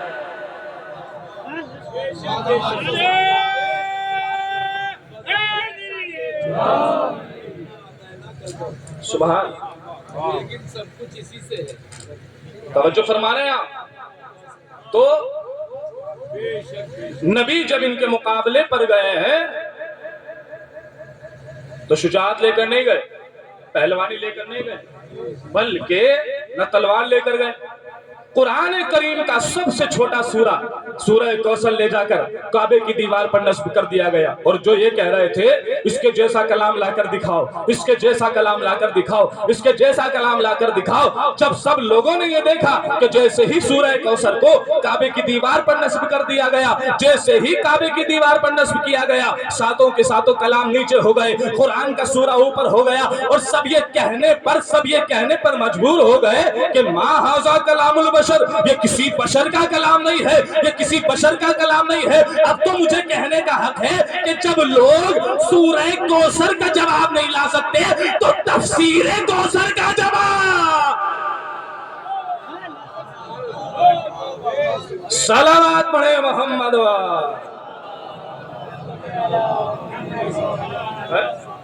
جب لوگ سورہ کوثر کا جواب نہیں لا سکتے تو تفسیر کوثر کا جواب کہاں سے لے کر آئے؟ تو نبی نے ان لوگوں کو ان کے میدان میں شکست دی۔ کفار و مشرکین اس بات پر اترا رہے تھے کہ بولنا، گفتگو کرنا ہمیں آتا ہے، گفتگو کرنا ہمیں آتا ہے میرے عزیزو۔ تو یہ کہہ رہے تھے۔ دوسرا لشکر یہودیوں کا، وہ کس بات پر اترا رہے تھے، وہ کس بات پر گھمنڈ کر رہے تھے؟ وہ یہ کہتے تھے کہ شجاعت ہمارے پاس ہے، بولنا ہمیں آتا ہے، گفتگو کرنا ہمیں آتا ہے، تلوار چلانی ہمیں آتی ہے، نیزوں سے کھیلنا ہمیں آتا ہے، پہلوان ہمارے پاس ہے، بڑے بڑے لڑنے والے، تلوار چلانے والے، میدان میں ٹکنے والے ہمارے پاس ہے۔ وہ یہ کہتے تھے کہ مرحب جیسا پہلوان، کہ جس کی شجاعت کے قصے لوگوں کو سنائے جائیں، جس کی شجاعت، جس کا نام سن کر لوگ میدان میں نہ رک پائے، ایسا پہلوان، مرحب جیسا پہلوان ہمارے پاس ہے۔ اب نبی جب خیبر میں یہودیوں سے لڑنے گئے ہیں تو نبی ان کے مقابلے پر قرآن لے کر نہیں گئے، قرآن کی آیت لے کر نہیں گئے، قرآن لے کر نہیں گئے، قرآن کے سورے کو لے کر نہیں گئے، عبادت لے کر نہیں گئے، معنویت لے کر نہیں گئے، بلکہ یہودیوں کو اس بات پر غرور تھا کہ پہلوان ہمارے پاس ہے، شجاعت ہمارے پاس ہے، مرحب جیسا پہلوان ہمارے پاس ہے، لہٰذا نبی ان کے مقابلے پر قرآن لے کر نہیں گئے، قرآن کا سورہ لے کر نہیں گئے، قرآن کی آیت لے کر نہیں گئے، بلکہ وہاں قرآن صامت کو لے کر گئے تھے، یہاں قرآن ناطق کو لے کر گئے اور یہودیوں کو جا کر یہ بتا دیا، او یہودیوں خبردار، اگر تمہارے پاس مرحب ہے تو ہمارے پاس حیدر۔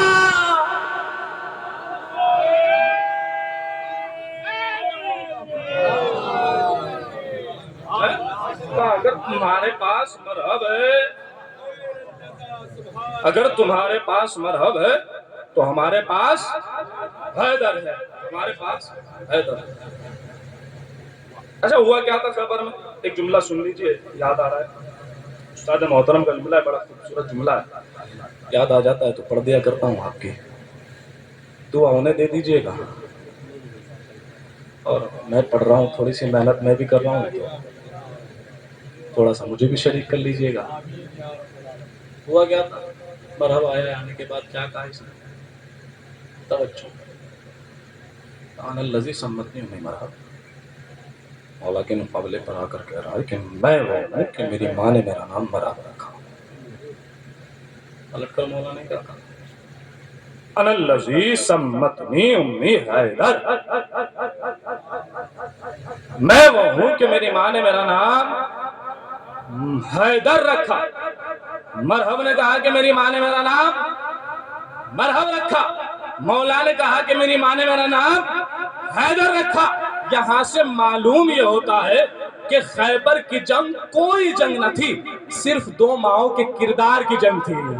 اللہ اکبر، کیسے خاموش رہ گئے آپ؟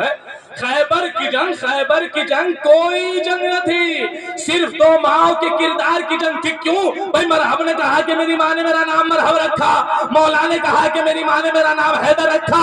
خیبر کی جنگ کوئی جنگ نہ تھی، صرف دو ماؤں کے کردار کی جنگ تھی، اس لیے کہ مرحب و حیدر یہ بتا رہے تھے کہ ایک ماں ہی ہوتی ہے جو مرحب کو مرحب بناتی ہے، ایک ماں ہی ہوتی ہے جو حیدر کو حیدر۔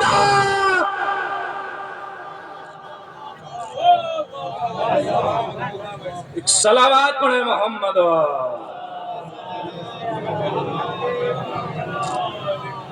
تو اللہ کے نبی کو اللہ نے تینوں معجزے دے کر بھیجا، سب سے مقابلہ کر رہے ہیں، کفار و مشرکین سے مقابلہ کیا، فصاحت و بلاغت سے ان کو ان کے میدان میں پسپا کیا، یہودیوں سے مقابلہ کر رہے ہیں، کس کے لیے؟ کس چیز کے لیے؟ صرف اس لیے تاکہ دین پہنچ جائے، صرف اس لیے تاکہ ہدایت ہو سکے، تاکہ نماز کی تبلیغ ہو سکے، تاکہ روزہ پہنچایا جا سکے، حج کے احکام ان لوگوں کو بتائے جا سکے، خمس و زکوٰۃ، یہ ساری چیزیں ان تک پہنچائی جا سکے۔ اس لیے اللہ کے نبی نے یہ ساری زحمتیں اٹھائی، ان لوگوں کو دین بتایا، ان لوگوں کو شریعت بتائی، ان لوگوں کو اسلام بتایا، ان لوگوں کو بتایا کہ دیکھو عبادت کے لائق کون ہے؟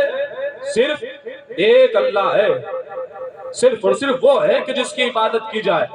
یہ ساری چیزیں اللہ کے نبی نے بیان کی، یہ سب کچھ بیان کیا، یہ ساری زحمتیں اٹھا رہے ہیں کس کے لیے؟ صرف اس لیے تاکہ دین پہنچا سکے، دین کی تبلیغ کر سکے۔ تو اللہ کے نبی کے مقابلے پر تین لشکر آئے، پہلا تھا کفار و مشرکین، اور دوسرا لشکر کس کا؟ یہودیوں کا، ان کو شجاعت پر بڑا گھمنڈ تھا۔ تیسرا لشکر جو تھا، جو نبی کے مقابلے پر آیا، وہ تھا عیسائیوں کا لشکر۔ ان کو کس بات پر غرور تھا؟ ان کو اس بات پر غرور تھا، دعا کرنی، بد دعا کرنی، معنویت، عبادت، یہ سب کچھ ہمارے پاس ہے۔ کس طریقے سے اللہ سے دعا کرنی ہے، کس طریقے سے اس سے دعا مانگنی ہے، کس کے بارے میں بد دعا کرنی ہے، کس پہ لعنت کرنی ہے، یہ سارے طریقے تو ہمیں آتے ہیں۔ معنویت ہمارے پاس ہے، خلوص ہمارے پاس ہے، سب کچھ ہمارے پاس ہے۔ اگر ہم کسی کے بارے میں بد دعا کر دیں گے، کسی پر لعنت کر دیں گے، کسی پر وائے کر دیں گے، تو وہ وہیں کے وہیں تہس نہس ہو جائے گا، وہیں کے وہیں مسمار ہو جائے گا، وہیں کے وہیں ختم ہو جائے گا۔ یہ ساری چیزیں یہ لوگ اس بات کا دعویٰ کر رہے تھے کہ معنویت، عبادت، لو، خلوص یہ سب کچھ ہمارے پاس ہے، لہٰذا اب نبی کو ان سے بھی مقابلہ کرنا ہے۔ بھئی کفار و مشرکین سے فصاحت و بلاغت سے نبی نے مقابلہ کیا ہے، یہودیوں سے کس چیز سے مقابلہ کیا؟ شجاعت سے مقابلہ کیا، پہلوان سے مقابلہ کیا۔ لیکن یہ عیسائیوں کا لشکر ہے جو یہ کہہ رہے ہیں کہ عبادت، معنویت، اللہ سے دعا کرنا، بد دعا کرنا، کسی پر لعنت کرنا، یہ سب کچھ تو ہمیں آتا ہے، لہٰذا اب جب نبی ان سے مقابلے کے لیے گئے ہیں تو نہ حیدر کی طرح شجاعت لے کر گئے، نہ پہلوان لے کر گئے، نہ قرآن لے کر گئے، نہ قرآن کی آیات لے کر گئے، بلکہ عجیب شخصیتوں کو لے کر جا رہے ہیں، حسن و حسین کو لے کر جا رہے ہیں، صدیقہ طاہرہ کو لے کر جا رہے ہیں، اور فرما رہے ہیں بھئی عیسائیوں سے مقابلہ کرنے کے لیے جا رہے ہیں۔ عیسائی یہ دعویٰ کر رہے تھے کہ عبادت کرنا ہمیں آتا ہے، معنویت ہمارے پاس ہے، اللہ سے دعا کرنے کا طریقہ ہمیں آتا ہے، بد دعا کرنا ہمیں آتا ہے، لیکن جیسے ہی اللہ کے نبی ان شخصیتوں کو لے کر گئے، علی کو لیا، صدیقہ طاہرہ کو لیا، حسن و حسین کو لیا، جیسے ہی ان شخصیتوں کو لے کر گئے تو وہی عیسائی لوگ کہ جو یہ کہہ رہے تھے عبادت کرنا ہمیں آتا ہے، معنویت ہمارے پاس ہے، عبادت کا سلیقہ ہمیں آتا ہے، دعا کرنے کا طریقہ ہمارے پاس ہے، بد دعا کرنے کا طریقہ ہمارے پاس ہے، جیسے ہی ان عیسائیوں نے ان شخصیتوں کو دیکھا، جیسے ہی ان کے چہرے پر نظر پڑی، ایک مرتبہ گھبرا کر کہتے ہیں ارے ہم تو ایسے چہرے دیکھ رہے ہیں اگر پہاڑ کو اشارہ کر دے پہاڑ جگہ چھوڑ۔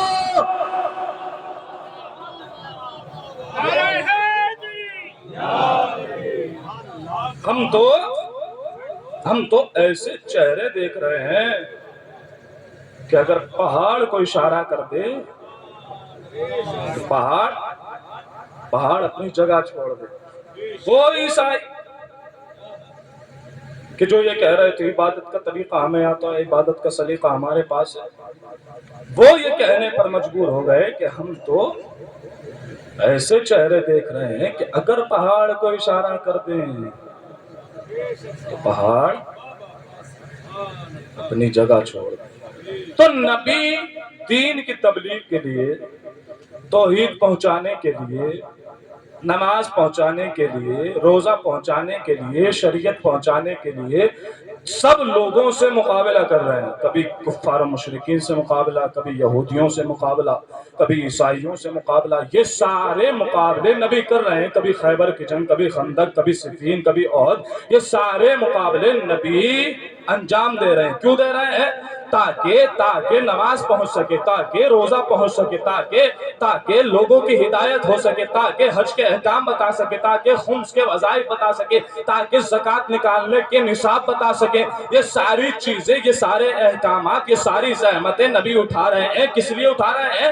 تاکہ یہ سارے احکامات پہنچا سکے، یا تاکہ یہ ساری چیزیں پہنچا سکے۔ آپ مجھے بتائیے کہ نبی کو کن کن اذیتوں کا سامنا کرنا پڑا؟ کبھی یہودیوں سے مقابلہ کرنے کے لیے جا رہے ہیں، کبھی کفار و مشرکین سے مقابلہ کرنے کے لیے جا رہے ہیں، کبھی عیسائیوں سے مقابلہ کرنے کے لیے جا رہے ہیں، کبھی جنگ کے میدان میں تلوار چلانی پڑ رہی ہے، کبھی لوگوں کے حملے ہو رہے ہیں۔ یہ تو صرف ظاہری حملے تھے، لیکن باطنی بھی حملے ہو رہے تھے۔ نبی کو کبھی شاعر بتایا جا رہا ہے، کبھی مجنون بتایا جا رہا ہے، کبھی جادوگر بتایا جا رہا ہے، نبی پر کوڑا پھینکا جا رہا ہے، نبی کو اذیتیں دی جا رہی ہیں، نبی پر پتھر برسائے جا رہے ہیں۔ میں نے پروردگار سے سوال کیا کہ پروردگار تیرے نبی پر یہ اتنی زحمتیں، تیرے نبی پر یہ اتنے ظلم، تیرے نبی پر یہ ساری مشکلات یہ کس لیے ہو رہی ہے؟ تاکہ اسی لیے نا، تاکہ نماز پہنچ سکے، تاکہ روزہ پہنچ سکے، تاکہ حج و زکوٰۃ پہنچ سکے۔ میں نے کہا پروردگار تو کیا یہ نماز، کیا یہ روزہ، کیا یہ حج، کیا صرف اور صرف اس لیے ہے تاکہ لوگوں تک پہنچ سکے؟ نبی پر ظلم اور ظلم جو ہو رہے ہیں، نبی کو ستایا جا رہا ہے، نبی کو جادوگر بتایا جا رہا ہے،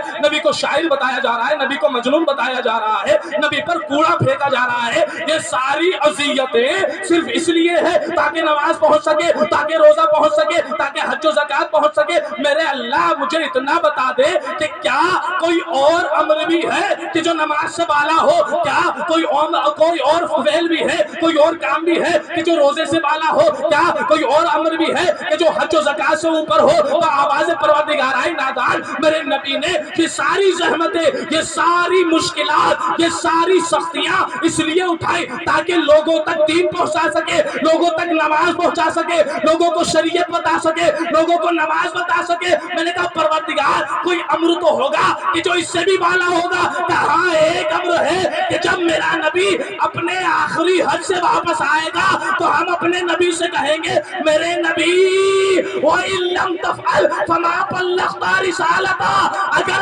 علی کی ولایت کو نہ پہنچایا تو نہ نماز پہنچائی, نہ زکات, نہ روزہ.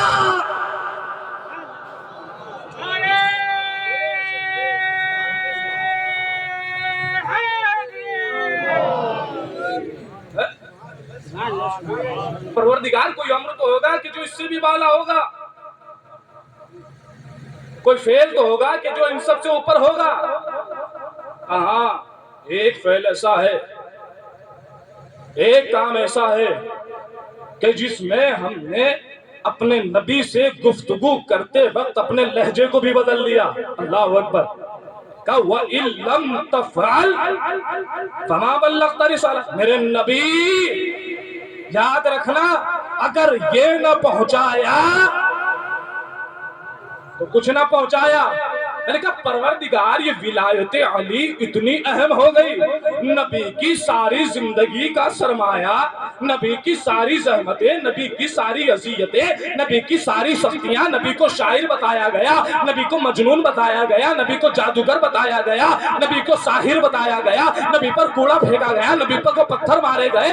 یہ ساری اذیتیں نماز, روزہ, حج, زکات کے لیے نبی نے اٹھائی. تو کہہ رہا ہے کہ ولایت علی سب سے بڑا امر ہے, اگر ولایت علی نہیں تو کچھ بھی نہیں. میں نے کہا پروردگار تو پھر ساری زحمتیں نماز کے لیے کیوں اٹھائی نبی نے؟ پلٹ کر خدا کی آواز آئی, نادان, نماز بہت ضروری امر ہے لیکن نماز اسی وقت قبول ہوگی کہ جب ولایت علی کے ساتھ. نماز اسی وقت قبول ہوگی کہ جب ولایت علی کے ساتھ.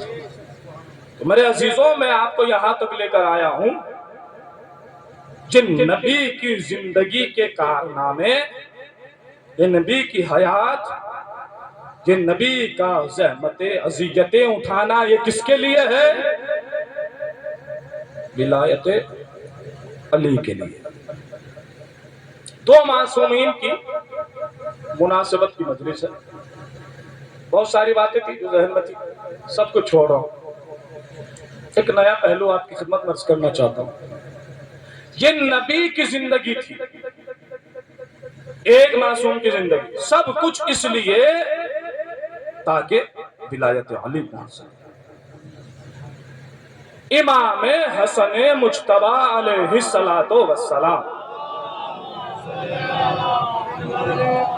جن نبی کی نگاہ میں ولایت علی کا مرتبہ, اللہ کی نگاہ میں نبی نے ساری زندگی زحمتیں اٹھائیں, اس لیے امام حسن مجتبی کی نگاہ میں کیا مقام ہے؟ پوری ذمہ داری کے ساتھ بات پڑھ رہا ہوں, کہیں آپ کو شک ہو, کہیں آپ کو اگر بات ہضم نہ ہونے پائے. میں تو ویسے تو مظفر نگر میں ہی ہوں, بھی تو ہاں یہیں کا رہنے والا بھی ہوں, تو پوچھ لیجئے گا, پوری ذمہ داری کے ساتھ بات پڑھ رہا ہوں. امام حسن مجتبی کم سنی کا عالم تھا. مولائے کائنات خطیب نہج البلاغہ گھر میں داخل ہوئے, کا بیٹا حسن مجتبی کا جی بابا, کہ آج ہم آپ سے کچھ سننا چاہتے ہیں. جیسے آپ اپنے بچوں سے کہہ دیتے ہیں نا گھر میں گھس کر کہ بیٹا ذرا کچھ سناؤ, ایک ربائی سنا دو, ایک شعر سنا دو مولا کی شان میں, ذرا تقریر کر دو. خدا کا شکر ادا کیجئے کہ یہ سنتیں آپ کو اہل بیت کے گھرانے سے ملی ہیں. کا بیٹا حسن مجتبی کا جی بابا, کا بیٹا ہم آپ سے کچھ تقریر, کچھ خطبہ, کوئی تقریر سننا چاہتے ہیں. کہ اچھا بابا, کہ جی. اب امام حسن مجتبی نے ایک طویل خطبہ دیا, کم سنی کا عالم ہے, لیکن عزیزو اہل بیت کے گھرانے میں جو بڑے کا عالم ہے وہ چھوٹے کا عالم، سب کے سب محمد، سب کے سب علی، سب کے سب حسن، سب کے سب حسین، یہ ساری شخصیتیں، ان میں کوئی بھی فرق نہیں ہے۔ کا بیٹا حسن مجتبیٰ کا جی بابا کا تقریر کرو۔ اب امام حسن مجتبیٰ نے ایک طویل خطبہ دیا، نہ وقت ہے، نہ حوصلہ ہے، نہ مجھ میں پڑھنے کا، نہ آپ میں سننے کا۔ ایک جملہ، ولایت علی، علی کی محبت کس درجہ اہم ہے، یہ نبی کی زندگی تھی، ساری زندگی کی زحمت نبی کی ولایت علی کے لیے، ولایت علی کو پہنچانے کے لیے، یہ امام حسن مجتبیٰ کم سنی کا عالم۔ اب امام حسن مجتبیٰ نے تقریر کرنا شروع کی، اللہ کی حمد و ثنا کی، وہ میرا معبود، وہ خداوند متعال، وہ عبادت کے لائق ہے، وہ ساری صفات کا حامل ہے، وہ ساری صفات حسنہ کا حامل ہے۔ اب امام حسن مجتبیٰ نے آخر میں جا کر بس ایک جملہ کہا اور قیامت کر دی۔ کہتے ہیں اِنَّا عَلِيًّا بَابٌ مَنْ دَخَلَهُ كَانَ مُؤْمِنًا وَمَنْ خَرَجَ عَنْهُ كَانَ كَافِرًا۔ کہ بابا علی ایسا دروازہ ہے کہ جو اس سے داخل ہو جائے وہ مومن ہے، جو اس سے باہر نکل جائے وہ کافر۔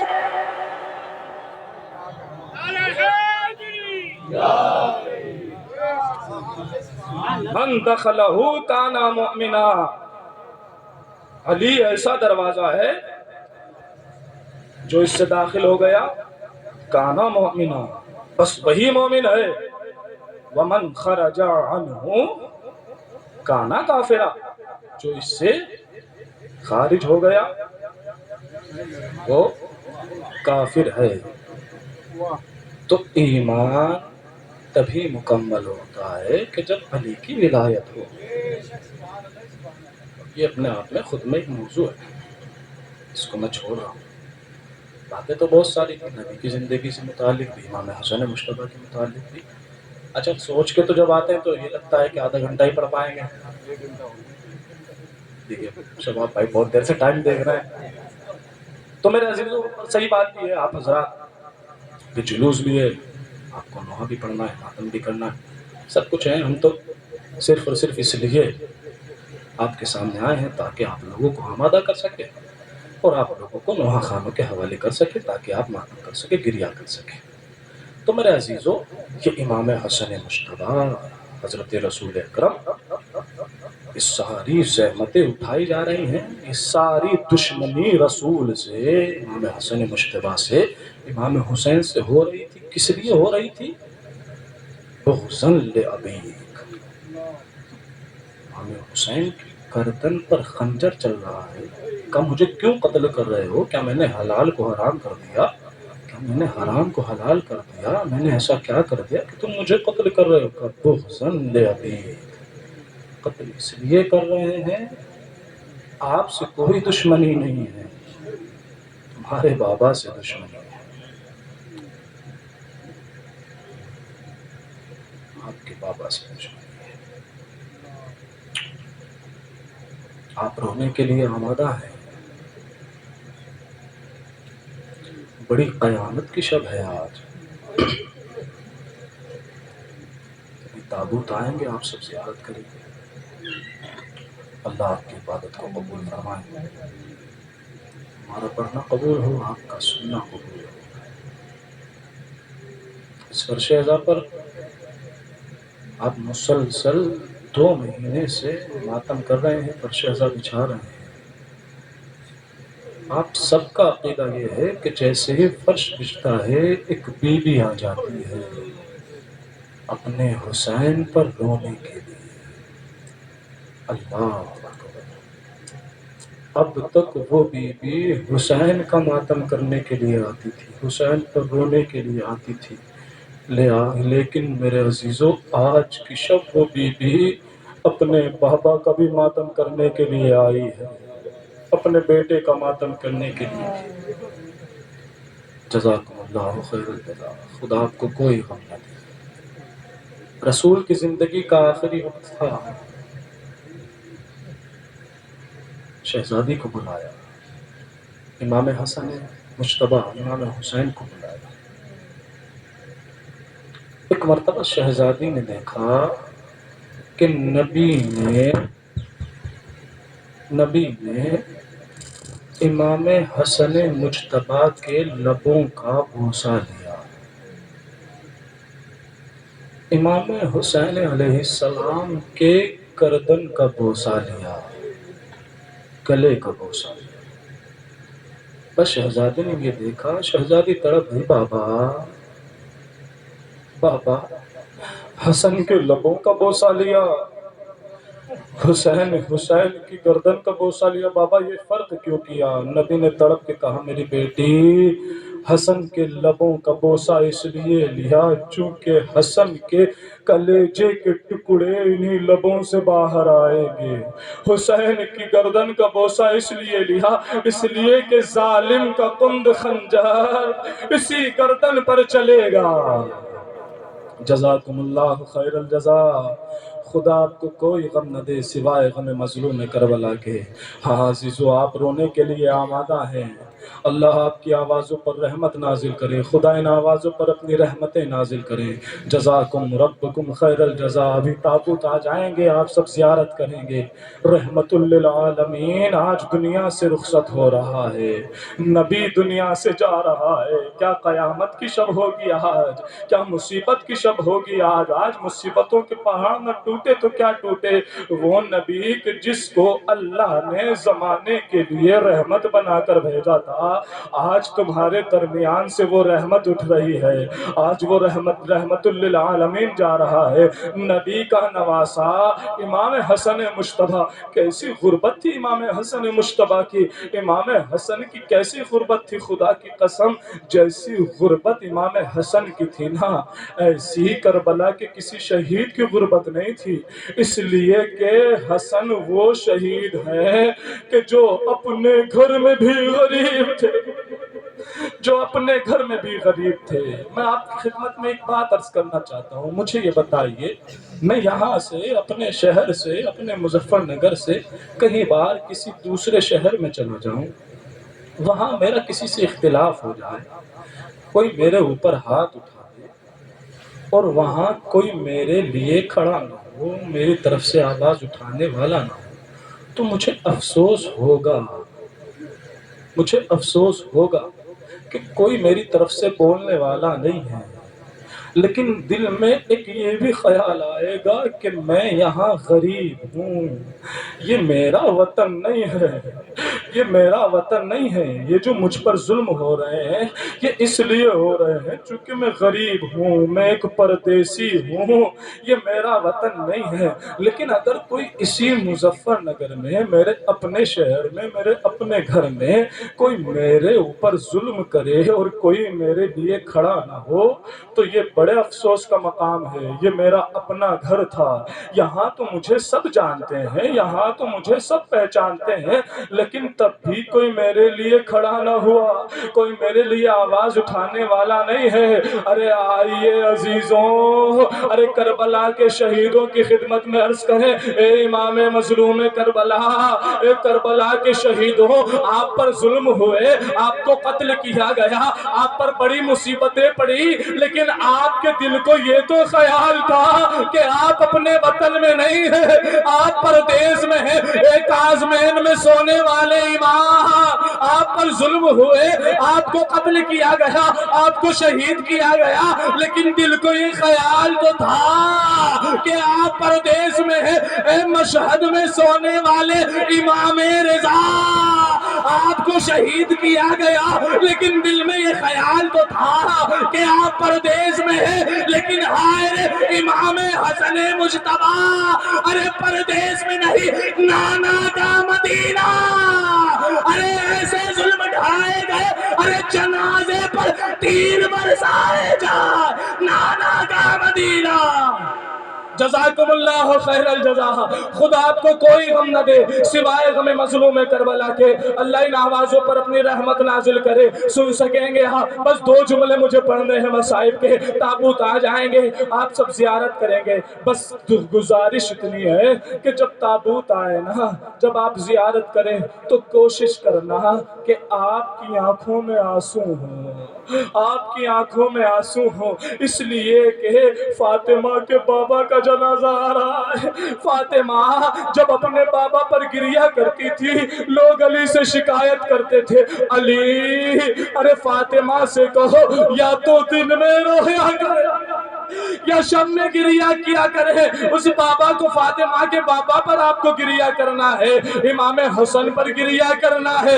امام حسن پر کہ جو اپنے وطن میں امام غریب ہو گیا جو اپنے وطن میں غریب ہو گیا. سن سکیں گے بس ایک جملہ کہوں گا آپ کی خدمت میں اے عزادارو کہ جب امام حسن مجتبی کا جنازہ ارے جب گھر سے گیا ہے اور تیروں میں واپس آیا بہن زینب نے دیکھا بھیا حسین میں نے تو اپنے بھائی کو ارے سفید کفن پہنایا یہ کفن سرخ کیسے ہو گیا. جزاکم اللہ. خدا آپ کو کوئی غم نہ دے. بس آخری جملہ سن لیجئے اس کے بعد تابوت آ جائیں گے. اے بھیا میں نے تو سفید کفن پہنایا تھا یہ کفن سرخ کیسے ہو گیا بھیا. اے بھیا یہ کفن سرخ کیسے ہو گیا. بس بہن زینب نے اپنے بھائی کے لاشے سے ارے تیروں کو نکالنا شروع کیا. جزاکم اللہ. ارے بھائی کے جنازے سے زینب تیروں کو نکال رہی ہے. ارے یہ زینب کی غربت تھی. ارے بھیا حسن کے جنازے سے بھی تیر نکالے. ارے کربلا میں امام حسین کا لاشا ارے تیروں پر مولا زینب دیکھ. جزاکم اللہ خیر الجزا. خدا آپ کو کوئی غم نہ دے سوائے غم مظلوم کربلا کے. جب امام حسن کو دفن کرنے کے بعد امام حسین ارے گھر میں آئے ہیں نا. آنے کے بعد بہن زینب سے پوچھتے ہیں بہن زینب ارے عباس کہیں نظر نہیں آ رہے. عباس کہاں ہے مجھے عباس کا پتہ بتا دو. ایک مرتبہ زینب کہتی ہے بھیا حسین جب سے عباس بھیا کو دفن کر کے آئے ہیں عباس نے اپنے آپ کو ایک حجرے میں بند کر لیا. یہ عباس کی سب سے بڑی غربت تھی. یہ عباس کی سب سے بڑی مصیبت تھی. عباس جیسا شجاع عباس جیسا بہادر ارے جس کو شجاعت حیدر کرار سے ورثے میں ملی ہو کہ بھیا عباس نے اپنے آپ کو حجرے میں بند کر لیا ہے. ایک مرتبہ امام حسین اس حجرے کے قریب گئے. ارے جانے کے بعد آواز دی عباس عباس تیرا آقا حسین بلا رہا ہے. ارے جیسے ہی مولا عباس نے اس آواز کو سنا ارے دوڑتے دوڑتے آئے. آنے کے بعد دروازے کو کھولا. آقا کیا میرے لیے کوئی حکم ہے آقا کیا آقا میرے لیے کوئی حکم ہے. ایک مرتبہ حسین نے دیکھا عباس ارے یہ تم نے کیا حالت بنا رکھی ہے. ارے یہ تمہاری آنکھوں میں یہ خون کیوں دوڑ رہا ہے. ایک مرتبہ عباس نے ہاتھوں کو جوڑ لیا. آقا ارے آپ نے انصاف نہ کیا. ارے جس آقا کا عباس جیسا غلام ہو اس کے جنازے پر آقا ارے تیر برسائے جائے. اے مولا جس کا عباس جیسا غلام ہو اس کا جنازہ قبرستان سے گھر میں واپس آ جائے. اے مولا ارے میں کیا کروں عباس جیسا شجاع غلام لیکن آقا کے ارے جنازے پر تیر برسائے جائے. اے مولا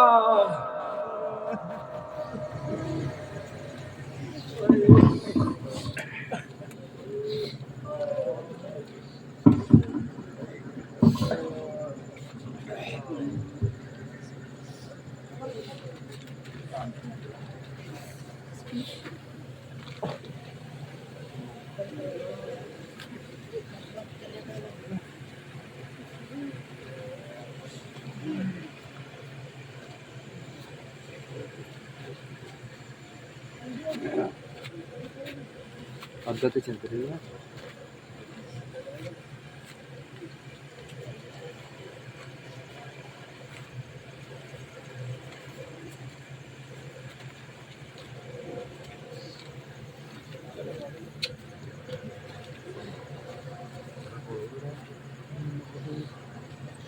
جی آپ بھی بولو